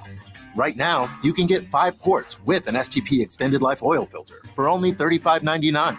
Get what you need for better fuel efficiency at any of our 6,200 stores or on AutoZone.com. Get in zone, AutoZone. Restrictions apply. Wireless headphones. That'll be $200. I'll use my Capital One Quicksilver card. Now that's a hit. You used the Capital One Quicksilver card, which makes you the hero of every purchase. With Quicksilver, you earn unlimited 1.5% cash back on every purchase everywhere. I wanted running music, but unlimited 1.5% cash back is pretty heroic. Good instincts. Every hero needs a theme song. The Capital One Quicksilver card. What's in your wallet? Terms apply. See CapitalOne.com for details. Ray Magliozzi here for eBay Motors. Okay, easy now. You're teaching your kid how to parallel park. Ouch! Turns out he likes to do it by feel. Don't worry, eBay Motors has bumpers, taillights, trunk lids, license plate holders, 122 million parts. Pull up just a little bit. And headlights. They've got lots of headlights. Get the right parts at the right prices. eBay Motors. Let's ride. I want the truth. You can't handle the truth. Did you take those big down payments? You're darn right I did. Your Honor, he is breaking the laws of Springfield Mitsubishi, Atlantic City. They made it clear. It's a crime to pay more than a dime. Every new Mitsubishi, 1 dime down. Take them away. And at Springfield Mitsubishi, Atlantic City, ask for credit amnesty. If you bring home $350 a week, you could get up to $25,000 in credit. So, what's the beat on inventory? Other dealers are struggling, but not Springfield Mitsubishi, Atlantic City. 40 new Outlanders in stock now. An entire fleet of new and pre-owned. New Mitsubishis from just $17,000. It's a crime to pay more than a dime. Every vehicle, 1 dime down. At the all-new Springfield Mitsubishi, Atlantic City. In Pleasantville. They service all makes and models. Springfield Mitsubishi AC.com. Springfield Mitsubishi AC.com. New 22 Mirage, 16 Ford, 9 down, $249 a month for 72 months at 3% APR, plus tax tag title to qualified buyers. A Town Square media station serving all of South Jersey. This is 97.3 ESPN, home of the Philadelphia Eagles. Hey, got 'em! WENJ HD, Millville, Atlantic City. This is the Sports Bash with Mike Gill on 97.3 ESPN. Now, live inside the Matt Black Kia Studios, here's Mike Gill. Welcome into the 5 o'clock hour of the Sports Bash on Hump Day Wednesday. Josh Hennig filling in for the aforementioned Mike Gill on 97.3 ESPN FM, the 97.3 ESPN mobile app powered by First Bank of Seattle City. Keep the text coming in, 609-403-0973. We'll get to them a little bit later this hour. But as previously promised, right now we're going to get more into the Eagles and some other things. Dave Weinberg covered the Eagles. I believe the number was 27 training camps he covered for the Eagles. So we'll get into some Eagles talk with him. Check out his extra point column over at 97.3 ESPN.com. He usually joins me each Wednesday on game night. Well, there's no game night tonight because I am here. So Dave Weinberg is there joining us here on 97.3 ESPN. Dave, your background looks a lot nicer than mine. How you doing? I'm doing well, Josh. How are you? Actually just left the beach a little bit ago and now sitting in my backyard. Nice. Well, your backyard looks very nice. There you go. Thank you. Thanks very much. So first of all, nice read with the extra point column I read. Very cool run down memory lane with some great memories there. Thank you. Because you covered all those teams, I do have some questions that we've had about today and other days this week I want to bring into this conversation. Sure. I want to start with this. Just before you came on, we've been talking a lot about the quarterback position because, as you know, in Philadelphia, quarterback is probably one of the most argued things in the history of the world. But one of the things people keep bringing up is Jalen Hurts, how he compares. And I've had a couple people mention Donovan McNabb. And, for me, I just feel like they're very different types of players, different athletes. They came from very different college situations. I mean, McNabb played college basketball, for goodness sake, at Syracuse.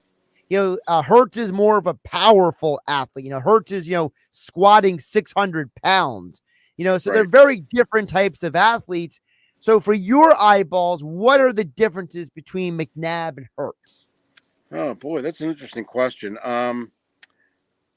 Donovan kind of evolved relatively quickly. I mean, he was known as like a dual threat kind of guy when he first came to the league, but it wasn't long after that where his running really he ran out of necessity more than just as a part of the offense.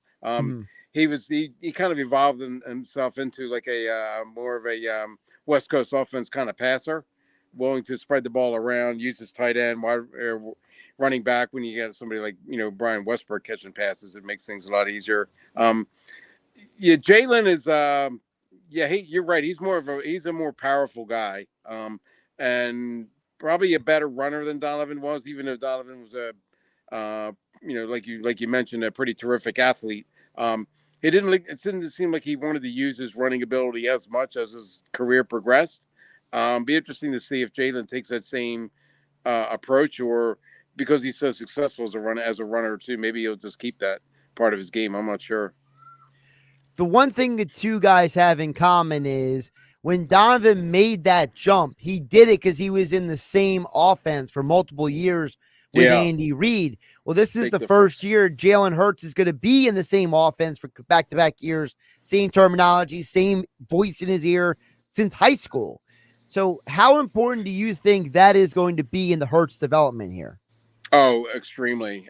Continuity means everything in that kind of with that position. The more he has a familiar guy that he can bounce ideas off of, who he can listen to, who he can confide in, and you're right. He hasn't had that kind of stability really since high school. Bouncing around with different guys there, it seems like every year. And as I heard you mentioning when I was driving home from the beach, the fact that he had no training camp a couple of years ago at all, so just kind of like thrown into the fire. Whereas Donovan was kind of like eased in. I don't know if you remember, but in '99 he didn't start. He wasn't the starter in the beginning of the year, right? Doug Peterson, and they eventually turned over the reins to Donovan, and they realized he could handle it, but kind of like spoon fed him a little bit. Whereas Jalen didn't have that luxury. So it's going to be interesting to see. I personally think he's going to make a giant leap forward this year. Jalen is. I just think that stability, the how hard he worked in the off season, going out to California, working as mechanics with some of those so-called quarterback gurus, I think that's going to pay off for him in a big way.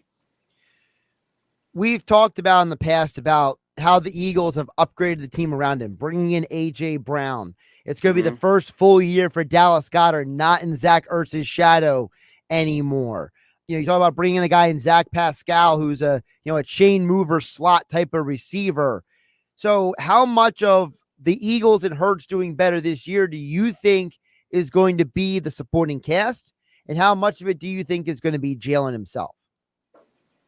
Combination of both. I mean, I think Jalen is the focal point, and obviously so. It's it always revolves around the quarterback, as you know, especially in Philadelphia. But I think having that stronger supporting cast is going to do nothing but help. I mean, all the pressures are on Devontae Smith. You have A.J. Brown to throw the ball to. Like you said, Dallas was in Zach's shadow for a little bit there, and now he's his own man, so to speak, as a tight end. And I think he's really going to take a step forward too. The more weapons you have, the better. I mean, you don't have to rely on one guy. You don't have to stare down one guy. You can always you can spread the ball around. I think Miles Sanders is a big key to this, though. I mean, they have to be able to run the ball too, and Miles has been a little bit inconsistent to the start of his career at this point, and I'm looking forward to him making a big statement this year as well. When you think about this Eagles offense, what is their potential? Are we talking about a team that, Hurts go out there, have 26 touchdowns, 12 interceptions. Are we talking about a team that's going to be top 5 in the league in rushing yards again? What is a fair expectation in Dave Weinberg's eyes? Boy. Like you alluded to earlier, the schedule was so unpredictable. You don't know which team is going to step up, which team is going to slide back a little bit. On paper, the Eagles have a pretty easy road, but you never know about these things. Like you said, Jacksonville's going to be much better. They're lucky that they catch them relatively early, but I think Arizona's going to be very good. Actually, like all the teams that they play, and they have yet to prove that they can beat a good team. I mean, if you look back on what they did last year, the quarterbacks that they beat were, probably won't even be on teams this year. It was almost laughable. The guys that they had victories against. So I'm looking forward to the offense being better, assuming the offensive line can stay healthy. I think that's the huge key. And if they can do that, I think they have enough supporting cast where they can be like a top 10 offense in the league. I don't want to go out on a limb because I don't know what they're going to do. They might fall back into the running first kind of approach. Who knows? But potentially, I think they have a chance to be very explosive. Dave Weinberg, sports columnist, Extra Points over at 97.3ESPN.com. Join us for a Weinberg Wednesday on the Sports Bash instead of game night tonight on 97.3 ESPN at Dave Weinberg 19 on Twitter. Another thing I brought up earlier this week, Dave, I want to bring you into is because you saw Rich Kotite, the Ray Rhodes, the Andy Reid, the Chip Kelly, the Dougie P. Well, if you go through that whole history, even go back to Dick Vermeil, the coaches who had the most success in Philadelphia were not the ones who had immediate success. Vermeil and Reid and Doug all had losing seasons year one. And then they're all the ones who got the team to the Super Bowl. It was Kotite, it was Ray Rhodes, it was Chip Kelly, all had winning records their first year. Well, how can Nick Sirianni break that cycle? How does Nick Sirianni not become the next Kotite, Rhodes, Chip Kelly? I never thought about that like that. That's an interesting comparison. I don't think he's going to be, well, I shouldn't say that. I don't know the guy well enough to say, but it seems like personality-wise, at least, I don't think he'll be as unapproachable as Chip Kelly was. Kotite, I think, he was just like in the wrong place at the wrong time. He really didn't deserve to be a head coach, or shouldn't have been a head coach. Ray Rhodes, I was kind of a personal fan of. I think they kind of set him up to fail. I mean, they brought in a lot of veterans initially to give him a chance to have success, but then when they didn't draft well, and after that, it kind of like went downhill from him relatively quickly. Boy, this is tough. I think Nick has a chance to be successful to snap that string. A lot so much depends on injuries and health of teams, and he seems to have the right approach, kind of similar to Andy and Doug in that he has that veterans committee. He's willing to listen to alternate ideas. It's not always my way or the highway, which is what some of his other guys. Chip Kelly, and but I think he has a chance to be successful. It's kind of really early for me to kind of form an opinion on him yet. I wasn't really all that impressed last year, but he proved me wrong as the season progressed. But we'll have to see what happens this year. Yeah, my position, Dave, is this. And I said this on Monday's show and Tuesday. People are talking about Jalen Hurts a lot. I'm more concerned about the head coach because, like I said, you went to the postseason last year. Remember, we were told last year was supposed to be a rebuild, retool, finder. You went to the playoffs and you lost to Tom Brady. You didn't lose to, some schlep out there. So to me, the pressure to me is on Nick Sirianni to show that last year wasn't just a one-year wonder and that he has more to offer than just 1 year. Yeah, you're right there. The pressure is definitely on him. They surprised a lot of people last year by what were they 9-8, I think. But I don't think the expectations, like once they got to the playoffs, I don't think the expectations were very high, but they will be higher this year if they do get back. they're going to be expected to have. I mean, Super Bowl is beyond the realm of possibility, I think. But if they can win a playoff game, I think that's a huge step for them. Yeah, you're right, though. There's a lot of pressure on him to prove that last year wasn't a fluke. And to be honest with you, I don't know if that's the case or not. It's good. Like I said, they caught a lot of breaks last year as far as, injuries to quarterbacks, injuries to other teams. They stayed incredibly healthy, which was virtually unheard of. That's going to probably catch up to them eventually. So, it's going to be interesting. This is going to be the year where you're going to find out if Nick Sirianni is really a good head coach or not. And when you think about it, there's equal pressure, in my opinion, on Jonathan Gannon. Because, absolutely. Sure. Gannon is a guy who got interviewed for these head coaching jobs last year, and Howie basically gave him anything he could ask for. He gave him another cornerback. He gave him more competition at safety. He gave him tons of linebackers. He drafted Jordan Davis. He signed Hassan Reddick. Like, literally, there's no more excuses for Gannon. You can't say, I don't know the personnel, or these guys don't fit my system. Howie literally gave him all, as Parcells used to say, all the stuff to cook with in the kitchen. Yeah, definitely. He's going to have to come up with a gourmet recipe. There's no question about that. He doesn't have any fallback here. There's no excuse as far as the personnel that he's dealing with. He tried to make the most of a bad situation, I guess, last year, and kind of didn't succeed. But there's no getting around the fact that they're a much better defense on paper than they were last year. So it's going to be up to Gannon to figure out a way to make things work. I mean, they should be dominant, but you never know. When you think about, the defense as well, is there a guy that you feel like might have the biggest impact this year? You talking about a new guy or just anybody? Just anybody. Is there somebody that you're looking at and be like, if that guy is going to have a good year? Josh Sweat.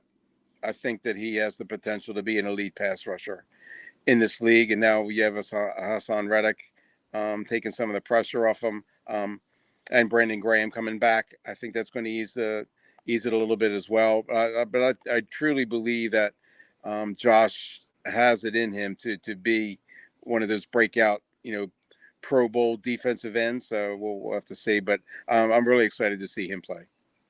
Josh Sweat, not Josh Hennig, of course. Oh, sure. Josh, you want to get out there? I'll root for you too. I think Josh Sweat definitely has the height on me. I think that's a fair statement. Well, you do sweat sometimes, all right? So maybe that's. Well, I do sweat, yes, but I appreciate you trying to narrow the gap there. But that's okay. at least when I played football, they told me I was too small to play D-line anyway, so they threw me at safety. So I just ran around like a Steve Atwater trying to blow everybody up all the time. So did you play in high school? I didn't go to a high school football team because my mom wanted to protect me from getting hurt because she was worried I was going to be destroyed because the way I played football so recklessly, she was worried that I was going to be killed. So I got you. Okay, I understand. Meanwhile, all my injuries are from soccer. So oh, there you go. Yeah. That's probably just as dangerous, if not more so. I always like to joke that, soccer's not a contact sport, so I wasn't ready for when the contact came. Whereas, football, the contact's coming, so at least you can brace for it. So yeah, that's true. Yep. Good point. Enough with my football life. Back to the actual Eagles. So Dave, you've seen a lot of variations of the Eagles over the years. And, one of the things that was interesting today is Howie Roseman made a comment because they asked him about having training camp at the NovaCare complex instead of at Lehigh Valley and all that stuff. Because they asked him, right. Hey, you could have gone back, now that Chip Kelly's not here, and I thought it was interesting that Howie brought up the point. He said that they feel like the players are healthier in training camp, not, being on the road and being in their own beds. And, for me, I kind of took that almost as a translation of what you're really saying is you and Sirianni want to be in your own beds. So you're parlaying it onto the players to say that they want to be in their own beds. It just seems like that's the trend, though. Now in the NFL, everybody, more and more teams are staying at their permanent facilities, and I kind of see his point. I mean, you have your medical staff, you have your athletic training staff. You're not toting things, across Pennsylvania to get to a college. There probably is something to be said for the comfort level and for the, all the facilities that are at your disposal there. I mean, I think it hurts from a fan standpoint. You can't squeeze as many spectators in there. Like I written about it, there were times when there were people like in my neighborhood that would plan their vacations to go out to Lehigh, and I'm like, what are you doing traveling, going there? But but if you've never been, it was a kind of a cool thing to do, to hang out and get some autographs, watch some football. But yeah, that's a totally different animal now. It's more of a business, more just getting ready for the season, and they don't seem to take the fan experience as much into account. Although the open practices are a good idea. Yeah, and today they had a few fans there, some of those Eagle ticket holder kind of guys. Yeah. But today was actually the first time I felt like we weren't in 2020 anymore, because you did see people there. You saw Howie and Sirianni actually taking questions from an open forum. Same thing with Jalen Hurts and all those guys. Like it really feels like football is here, Dave, and that gets me excited. Yeah. Oh, yeah, absolutely.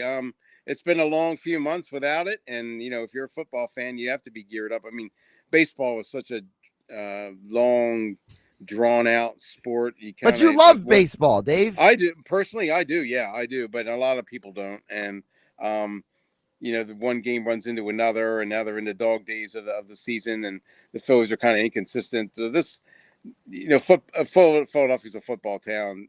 It always has been, and it always will be. There's nothing like when the Eagles, people get pumped up for the draft and all this and everything, a schedule release. Yep. But now that there's actually football, though I don't know how much football is actually being conducted at the moment, but just to see the players that they think they're going to be, counting on for the season, that's an exciting thing for a fan.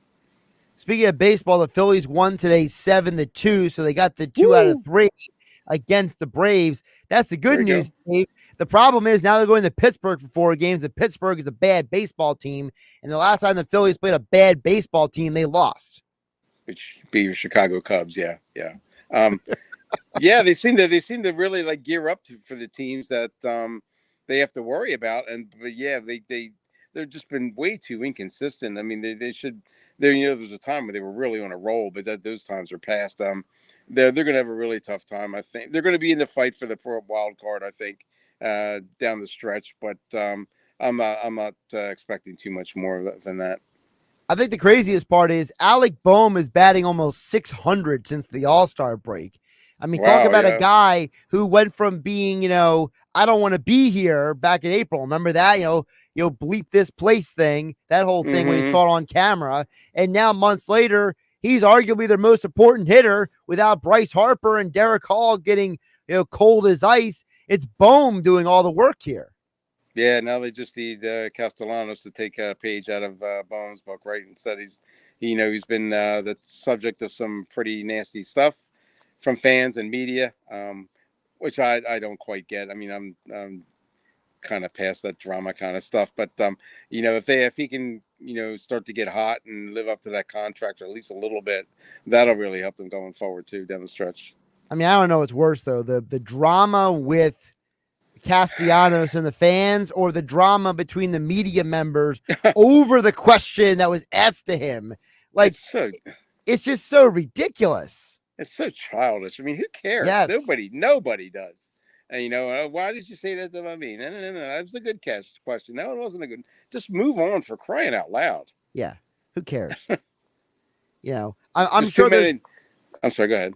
I'm sure there's plenty of times that you asked athletes questions and they gave you a look like, why are you asking that? And you're like, because it's my job. Like, move on. Mm-hmm.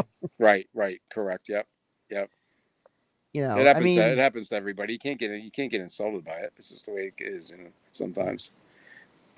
That's the real reason why the athletes were happy that the press couldn't come in the locker room because they didn't want to be bothered after the game. Now they're being bothered after the game, and they're like, I got to deal with you people again. And it's like, well, it's our job to deal with us.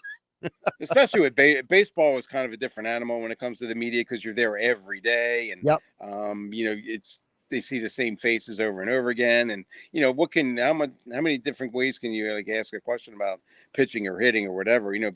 Football, you're there every day, but it's really after the games where you're kind of like gathered around and talking to everybody, and I think baseball players get frustrated, and I think the media gets frustrated too because they're just there every day. I think they get tired of it. Dave, before I let you go, I know that instead of covering the Eagles, you are enjoying your summer. What has been the greatest benefit to you as someone who spent 27 summers trekking up there covering the Eagles to now not be trekking up there, drudging through the day-to-day with that? Well, it just started, so it's kind of tough to compare, but the fact that I was sitting on the beach at the water's edge today, went for a swim, went for a bike ride in the morning, getting ready to go to my grandson's basketball game without having, to rush through traffic and try to just get there to see, a couple minutes of it. It's just so relaxing and so enjoyable. I mean, don't get me wrong. I really enjoyed, my 27 seasons or whatever, but it's kind of nice to be able to pick and choose when I want to write about it, when I want to cover it. And I'm not hanging on every word from, Jalen Hurts or Fletcher Cox or what have you. I can just pick and choose, but, and nothing beats living in Cape May, I got to tell you. He is Dave Weinberg. Aforementioned extra point columns over at 97.3 ESPN.com. The latest is a little trip down memory lane of Dave's many years covering the Eagles. A fun read. I enjoyed it, Dave. And Dave joins me each Wednesday for Weinberg Wednesdays on game night. So we'll be back to regular same bat time, same bat channel next week at Dave Weinberg 19 on Twitter. Dave, enjoy the rest of the day. Thanks, Josh. I really appreciate it as always. I'll talk to you next week. Josh Hennig here, hanging out with you, filling in for Mike Gill on the Sports Bash on 97.3 ESPN FM and the 97.3 ESPN mobile app powered by First Bank of Seattle City. More football talk on the other side with Jeff Kerr from CBS Sports next. You haven't downloaded the 97.3 ESPN free mobile app? Well, go get it now to follow all the Philly sports teams at 97.3ESPN.com. Powered by First Bank of Sea Isle City. It's a crime to pay more than a dime. Every vehicle, one dime down. At the all-new Springfield Mitsubishi, Atlantic City. SpringfieldMitsu.com. Wireless headphones. That'll be $200. I'll use my Capital One Quicksilver card. Now that's a hit. You used the Capital One Quicksilver card, which makes you the hero of every purchase. With Quicksilver, you earn unlimited 1.5% cash back on every purchase everywhere. I wanted running music, but unlimited 1.5% cash back is pretty heroic. Good instincts. Every hero needs a theme song. The Capital One Quicksilver card. What's in your wallet? Terms apply. See CapitalOne.com for details. Goodbye, bench press. Adios, squat rack. Fare thee well, kettlebell. Hey, Kellen, need a spot? No, Jake from State Farm. I'm just saying goodbye to my pricey gym membership. What? Don't give up what you love. State Farm has options like insuring your home and ride with great rates on both. Nice. Hey, can I buy you a protein shake or a granola bar? Or surprisingly great rates. Like a good neighbor, State Farm is there.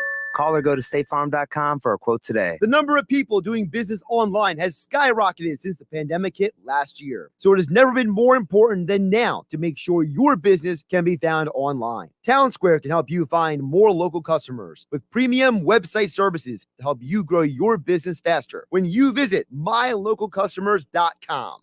Don't wait. Visit mylocalcustomers.com today to learn more about how Town Square can help you grow your business. That's mylocalcustomers.com. Get in zone, AutoZone. Welcome to AutoZone. What are you working on today?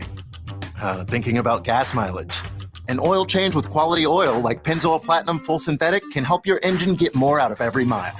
Right now, you can get 5 quarts with an STP Extended Life Oil Filter for only $35.99. Get what you need for better fuel efficiency at any of our 6,200 stores or on AutoZone.com. Get in the zone, AutoZone. Restrictions apply. I love my hardwood floors, but I wasn't sure how to take care of them. Carrying around a bucket was such a hassle. And even worse, my string mop left streaks and haze behind. Then I found Swiffer Wet Jet Wood, the all-in-one tool made specially for wood floors. Its microfiber-like pad is soft, and it sprays a light mist solution that dries fast. With Swiffer Wet Jet Wood, it's easy to keep up with the mess on my wood floors. Even that mess. Swiffer Wet Jet Wood, proud member of the National Wood Floor Association. Alert! We're under construction at Sport Hyundai in Egg Harbor. It's time to make room for our new and improved facility, and you're the big winner. We're clearing out inventory with our incredible construction reduction sale. New Santa Fe's, Tucson's, and more in stock and priced to move today. With Hyundai Assurance and America's best warranty, including the 10-year, 100,000-mile powertrain limited warranty. Use our main entrance on Black Horse Pike. Construction reduction deals are once in a lifetime, and this inventory won't last. See for yourself in person or at sporthyundai.com. This is the Town Square, New Jersey Info and Weather Network. With South Jersey information you need to know, I'm Vin Avenue. Wawa has agreed to a settlement that will hand out $9 million in gift cards and cash to those actually affected by the data breach, but final approval remains tied up in court. With the hot, dry weather continuing, the state DEP is asking everyone to limit watering of lawns and outside plants to twice a week. And the Atlantic Cape Vicinage is hosting a job and resource fair on August 4th from 10 a.m. to 1 p.m. at the All Wars Memorial Building in Atlantic City. Get more South Jersey information right now on our app. Your forecast is next. Do you have questions about Medicare? For personalized guidance from a local Medicare expert counselor, call the SHIP hotline. SHIP is the state health insurance assistance program that provides unbiased help to beneficiaries, their families, and caregivers. Free. Call SHIP today at 1-800-792-8820, 800-792-8820, or visit aging.nj.gov. This ad made possible by the New Jersey Division of Aging Services with funds from the U.S. Administration for Community Living. From the Town Square, New Jersey Info and Weather Network, I'm Chief Meteorologist Dan Zarrow. We do not have to ring alarm bells for extreme heat and humidity, but tomorrow will turn steamier again. We also have a chance for a shower or thunderstorm tonight. Humidity will be on the rise, low temperature 75. Tomorrow's high 91, partly sunny with a chance of an isolated late-day thunderstorm. Clouds and afternoon showers expected Friday. It'll still be humid and warm with a high of 87. Get weather 24/7 wherever you are. Download our free mobile app today. This summer, escape to the Jersey Cape, a place that's real and really charming. Come relax, really relax on our beaches, or maybe just sit on a porch and daydream. Explore our trails, discover our natural areas, or go camping, walk the boardwalk, visit a museum or a lighthouse, experience our eclectic dining, or try your hand at fishing and crabbing. Sample our homegrown fruits and vegetables, local wines, brews, and spirits, or participate in our outdoor activities, special events, and live entertainment found beyond our world-famous beaches. Visit the Free County Park and Zoo for a trip on the wild side. Enjoy authentic experiences where the arts easily connect to nature. The food comes directly from the sea or soil, and the outdoors go from birding to playing in the surf. Stay at a modern motel or a quaint bed and breakfast inn. Escape the everyday and pursue your passions at the Jersey Cape. It's authentically charming and sincerely yours. Escape to thejerseycape.com. Sponsored by Cape May County Tourism. Now, back to the Sports Bash on 97.3 ESPN.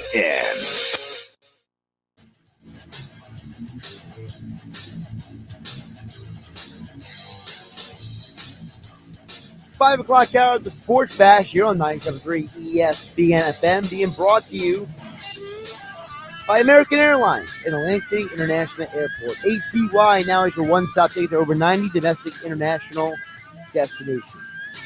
Book your next trip today at AA.com. Josh Hennig hanging out with you on a Wednesday edition, 5:32 on a Wednesday, almost done the month of July. How crazy is that? We are just days away from the end of July. It's a catch-22 because on one hand, when football season gets here, it's like, oh man, summer's coming to an end. But on the other hand, it's like, yeah, football season's here. So it's it's always a conundrum this time of year. I'm sure for someone like Jeff Kerr from CBS Sports, he's already forgotten about the outside world and he's just football all the time at this point. Jeff, how you doing? Yeah, you know what, Josh? It's bittersweet because I love the summer. I love baseball season, but let's go, baby. It's training camp time. I've been fired up. I've been churning out articles all week. It's my time of year. The next 7 months are going to be crazy, but I love it. Yeah, I'm a football junkie, so I can't complain too much. Although it's nice to see the Sixers slip in that announcement today about Harden. They just slipped that in there, you know. I do like that. You know, there are 2 times a year I really do get excited, and maybe it's because I am a Sixers season ticket holder, but October, I really do get excited for basketball season when it starts. I don't know. I feel like the Phillies and the Sixers are outside of the NFL. I cannot miss a Phillies or Sixers game, no matter what I do. Let's get to the football. Obviously, today was day 1 for Eagles at training camp. And I got to say, Jeff, from everything I've seen online and I've heard so far today, it seems like today was almost like the first time football felt like pre-2020. Yeah, seriously. You know, I wasn't there today. I plan on being there Saturday, but that's from what I was told, too, from a lot of people that were at Eagles camp, from Ravens camp, from Chiefs camp, you know, just camps across the league. It has that pre-COVID vibe to it. There's people there that, you know, there are fans in the stands. They're going back to their old spot. Like the Chiefs went back to where they usually have practice. The Steelers went back to, I think they still go to the Latrobe. So I think they're still there. So yeah, it had that, not like the pandemic's over or anything, but it kind of felt like things are starting to get back to normal a little bit here, especially around the NFL. I can't wait to go in a locker room. I haven't been in an NFL locker room since 2019. It's actually kind of crazy. I've gotten used to doing the job a different way. Everybody complained about it, but I'm like, look, I'll make the best out of the situation, and I've been able to do that. I think one of the interesting things to take away from today's action was the fact that Brandon Graham, I thought his comment was very interesting about how, hey, you know, the knee was worse than the Achilles in terms of like how it hurt in the recovery. I mean, for a guy to say that really sounds like Brandon Graham is going to be 100% week 1 here. Oh yeah, he said he's full go. You know, and yeah, when he said about the knee, I started thinking, oh yeah, that's right. He tore his ACL. That was 11 years ago now. It feels like it was forever ago because it was, and he's still on the Eagles. And yeah, I guess, you know, with the Achilles, maybe with the rupture, he credited a lot to, you know, the advancements in medical science and the advancements in technology and stuff. But yeah, he was full go, right? You know, no active pup list, no anything. He's going to be ready for week 1. And that's a great sign for the Eagles and their pass rush. Because as you know, Josh, they had the second fewest sacks in the league last year. And that was the reason why Jonathan Gannon's defense wasn't as great as we thought it could have been. What do you think Brandon Graham fits into this defense? Because we know that, look, they're going to have that kind of like, you know, multi-front defense with, you know, guys like Reddick standing up, rushing on the outside and all kinds of different formations. So how do you think Brandon Graham fits into all of that? I keep saying to myself, as long as Brandon Graham can stop the run, he's going to play, and he's going to play a lot. So you could do multiple fronts with Brandon Graham, Hassan Reddick, Josh Sweat. You can do Brandon Graham, Josh Sweat, Hassan Reddick, Brandon Graham. I feel like Brandon Graham is going to find a way inside and out of this rotation in this defense. He's going to play a little bit inside. He's going to play a little bit outside. And obviously, if you want to line up Reddick at kind of like that outside linebacker role, I guess that's what we can call it. It really is an edge rusher. So, yeah, I think we're going to see a lot of Brandon Graham this year. But again, this is where the addition of Hassan Reddick kicks in. Josh Sweat kicks in. You don't have to rely on Brandon Graham playing 90% of the snaps this year. And the same with Derek Barnett. I think this Eagles defense is better as a whole just because of what they're bringing with their top 4 guys. Obviously, it's Philadelphia, so the quarterback position comes up often. Can't get away from it. So one of the conversations we've been having throughout the day today, Jeff, is about Jalen Hurts. But what is realistic expectation? Because we know, look, football players get better from year to year. Okay, that's a natural progression of things. But what is a realistic expectation for what Hurts can be this year? So I always look at things team-wise, and maybe that's because when I played back in the day, that's how it was. Like, you have individual goals, but you always looked at the team stuff. If Jalen Hurts and the Eagles win a playoff game this year, don't you consider that improvement? I do, but I think there's people out there who have been texting the show and who have been DMing the show through the app who have been saying that, they've been asking the question basically how much of that is Hurts and how much of that is the team. I had a fun response about this, Josh. So someone said, it's not him winning a playoff game, it's how he does it. I said, well, that's not how it works. You win a playoff game, you win a playoff game. Right. It doesn't matter. Lamar Jackson played has had 2 playoff losses and played well in 2 of them. I mean, he has 3, but he played terrible in 1 and played all right in 2 of the other ones. It's just the way that the situation is. So I'm looking at Jalen Hurts. I want to see him develop as a passer. That's really what I want to see this year. I think we all want to see that. But I thought this was key when Nick Sirianni said, hey, look, we're not going to take away his running ability. He's processing the decisions quicker. That was one of the things I got on for last year. I thought he took too much time to run. I thought he took too much time to make a decision.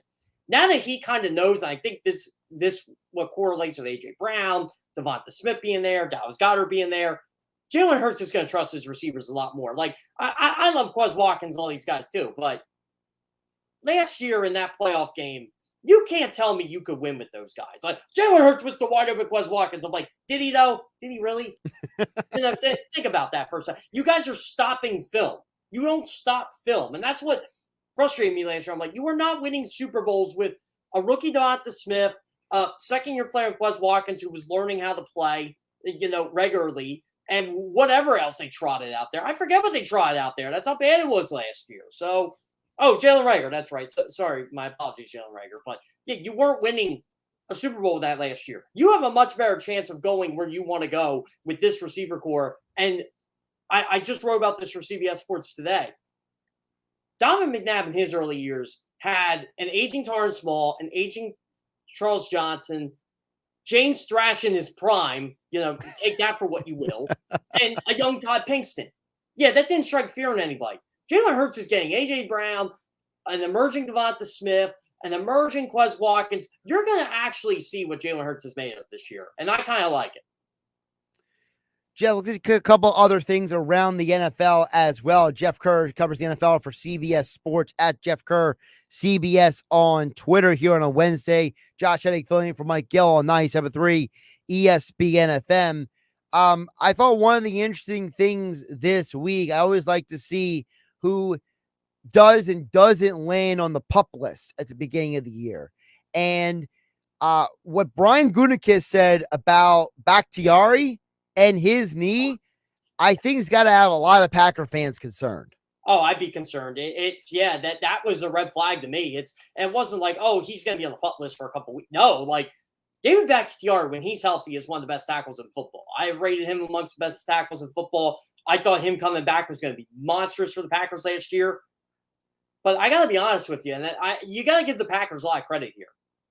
They have prepared for this for a long time. Like and I know Elgton Jenkins is hurt too, but they are deep on the offensive line. They've drafted a lot of offensive linemen, but you want David Bakhtiari in there. You want to win a Super Bowl. And those comments today, I was just like, whoa. But you know what? At the same time, Josh, I don't even think that was the best comment of the day. When Aaron Rodgers said about Allen Lazard was by Trump that one easily. I really do think Aaron Rodgers can make a lot of people Hall of Famers, but I don't know about Allen Lazard, but he might be pretty good this year. Well, first of all, Rodgers had that stage thing where he shows up looking like Nick Cage from Con Air and, all that. He's about to steal the Declaration of Independence. Well, that's a wrong haircut, actually. But I don't care. He still looks like Nick Cage. He does look like Nick. By the way, did you see the Nick Cage movie from this year? Which one? The one that came out, I think it was in April. It was dagnabbit. It was called like the Incredible Weight of Massive Talent or something like that. I haven't seen that one yet. No, but it's hilarious. I'm a Cage fan, so I saw it. It was hilarious. He literally makes fun of himself half the movie. Oh God, yeah. You know what? I still wish we would have gotten it, even though it. I guess James Cameron. I forget if it was James Cameron or whoever it was. Remember when Nick Cage is supposed to be Superman? I think that was James Cameron. Yes. Yeah, I kind of wish we would have seen that.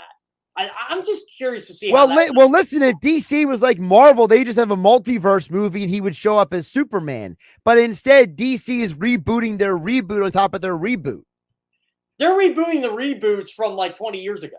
Right. It's like, it's just so give confusing. me Christian Bale as Batman again. And I like Robert Pattinson, by the way. I did like him, but if you're going to do this whole multiverse type thing, why don't you just bring them all together?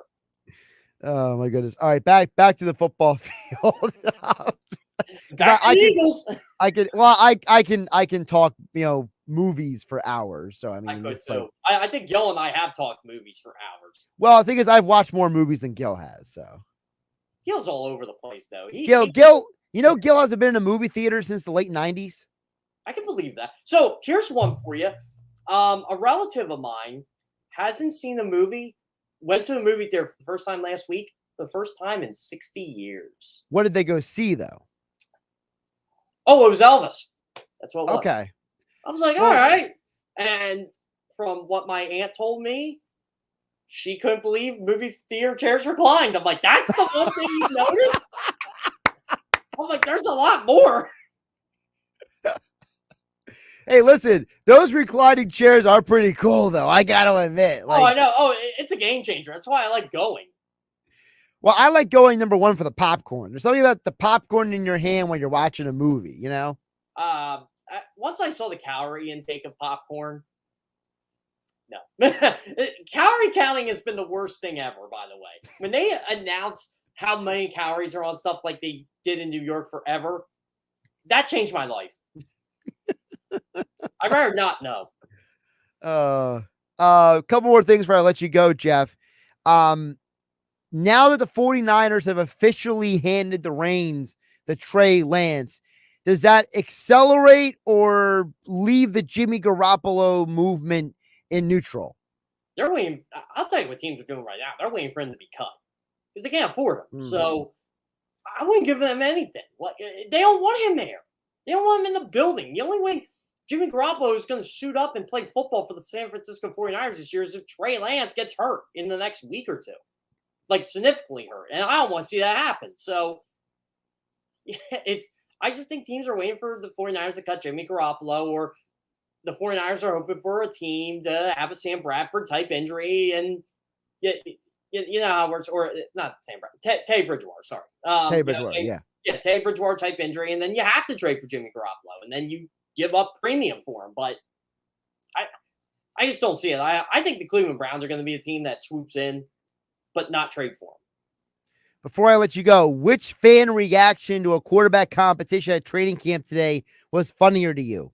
The fans screaming to put Pickett in after 2 snaps for Mitch Trubisky, or the fans loudly chanting Baker Mayfield over Darnold while Darnold was waving to the fans? Oh, it's obviously Baker Mayfield. Come on. Like, now, if I was a Steelers fan, I'd probably be yelling, put Pickett in. Don't even waste your time with Mitch Trubisky. I don't get it.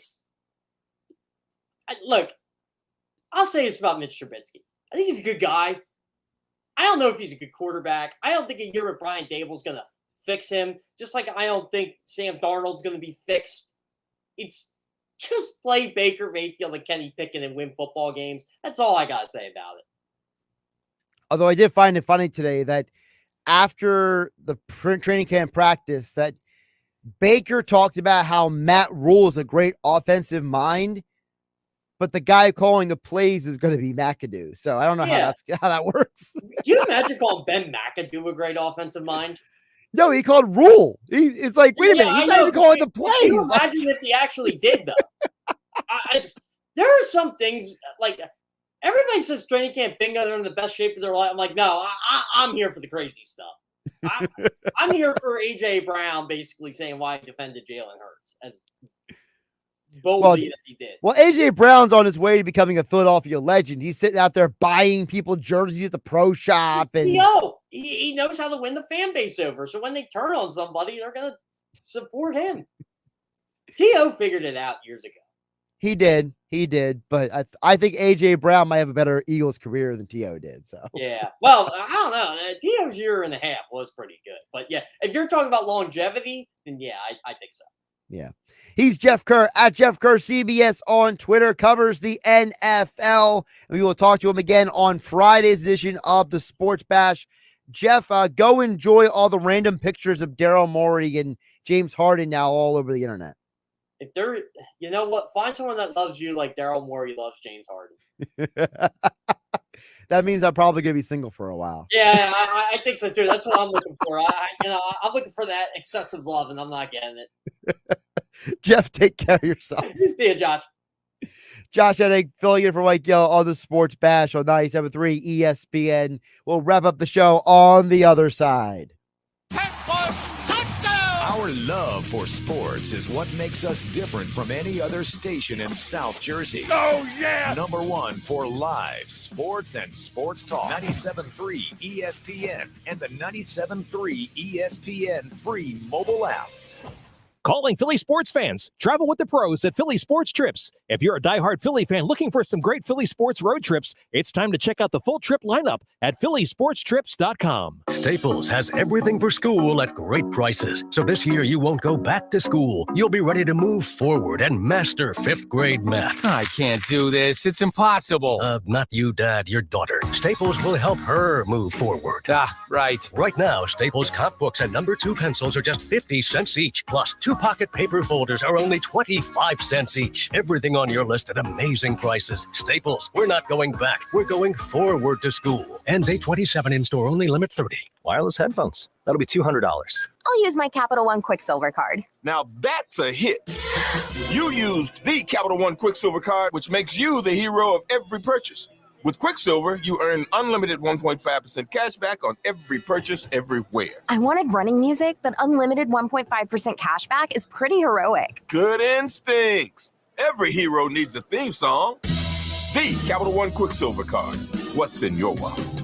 Terms apply. See CapitalOne.com for details. I love my hardwood floors, but I wasn't sure how to take care of them. Carrying around a bucket was such a hassle. And even worse, my string mop left streaks and haze behind. Then I found Swiffer Wet Jet Wood, the all-in-one tool made specially for wood floors. Its microfiber-like pad is soft, and it sprays a light mist solution that dries fast. With Swiffer Wet Jet Wood, it's easy to keep up with the mess on my wood floors.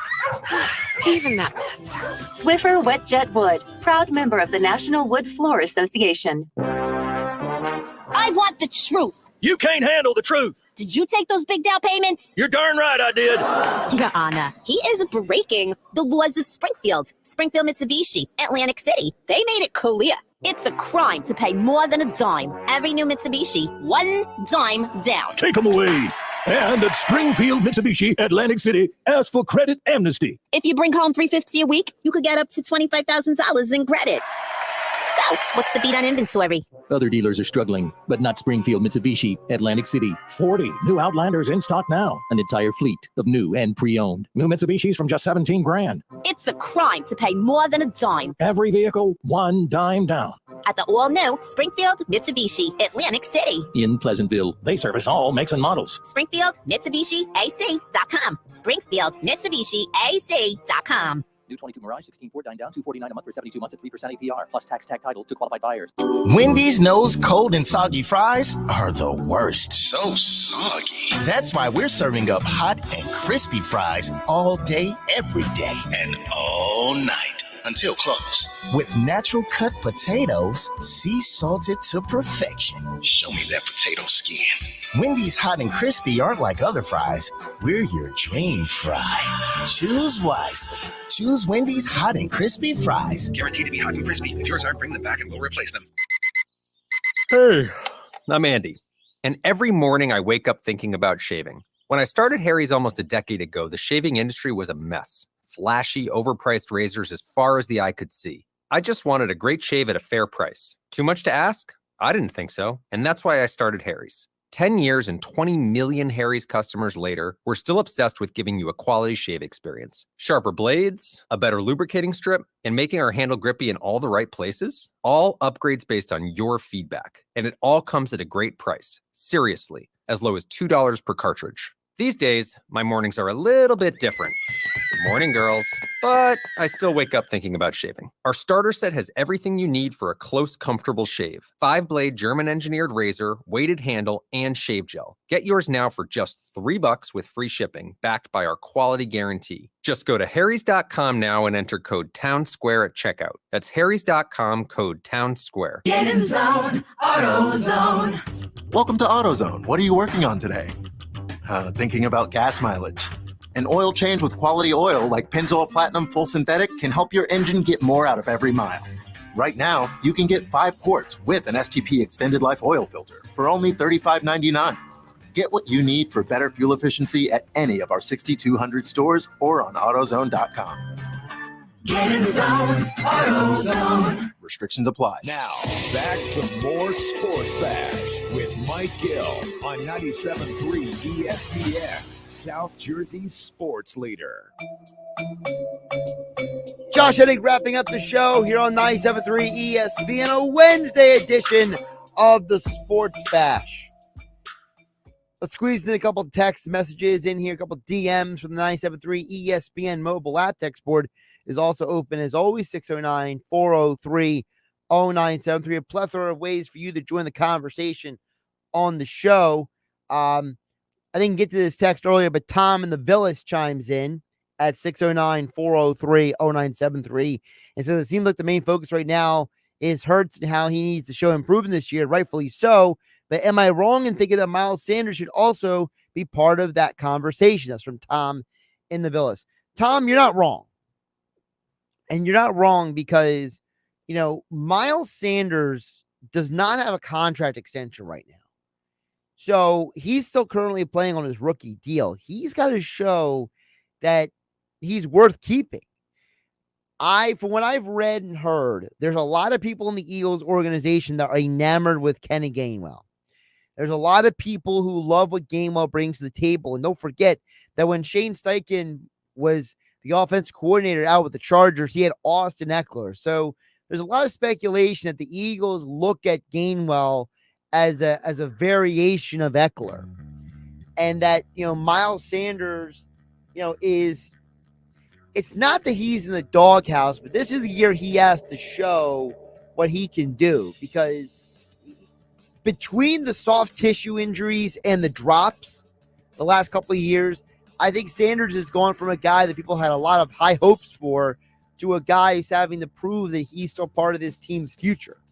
So you're right. Miles Sanders should be part of the conversation about what he has to do showing improvement.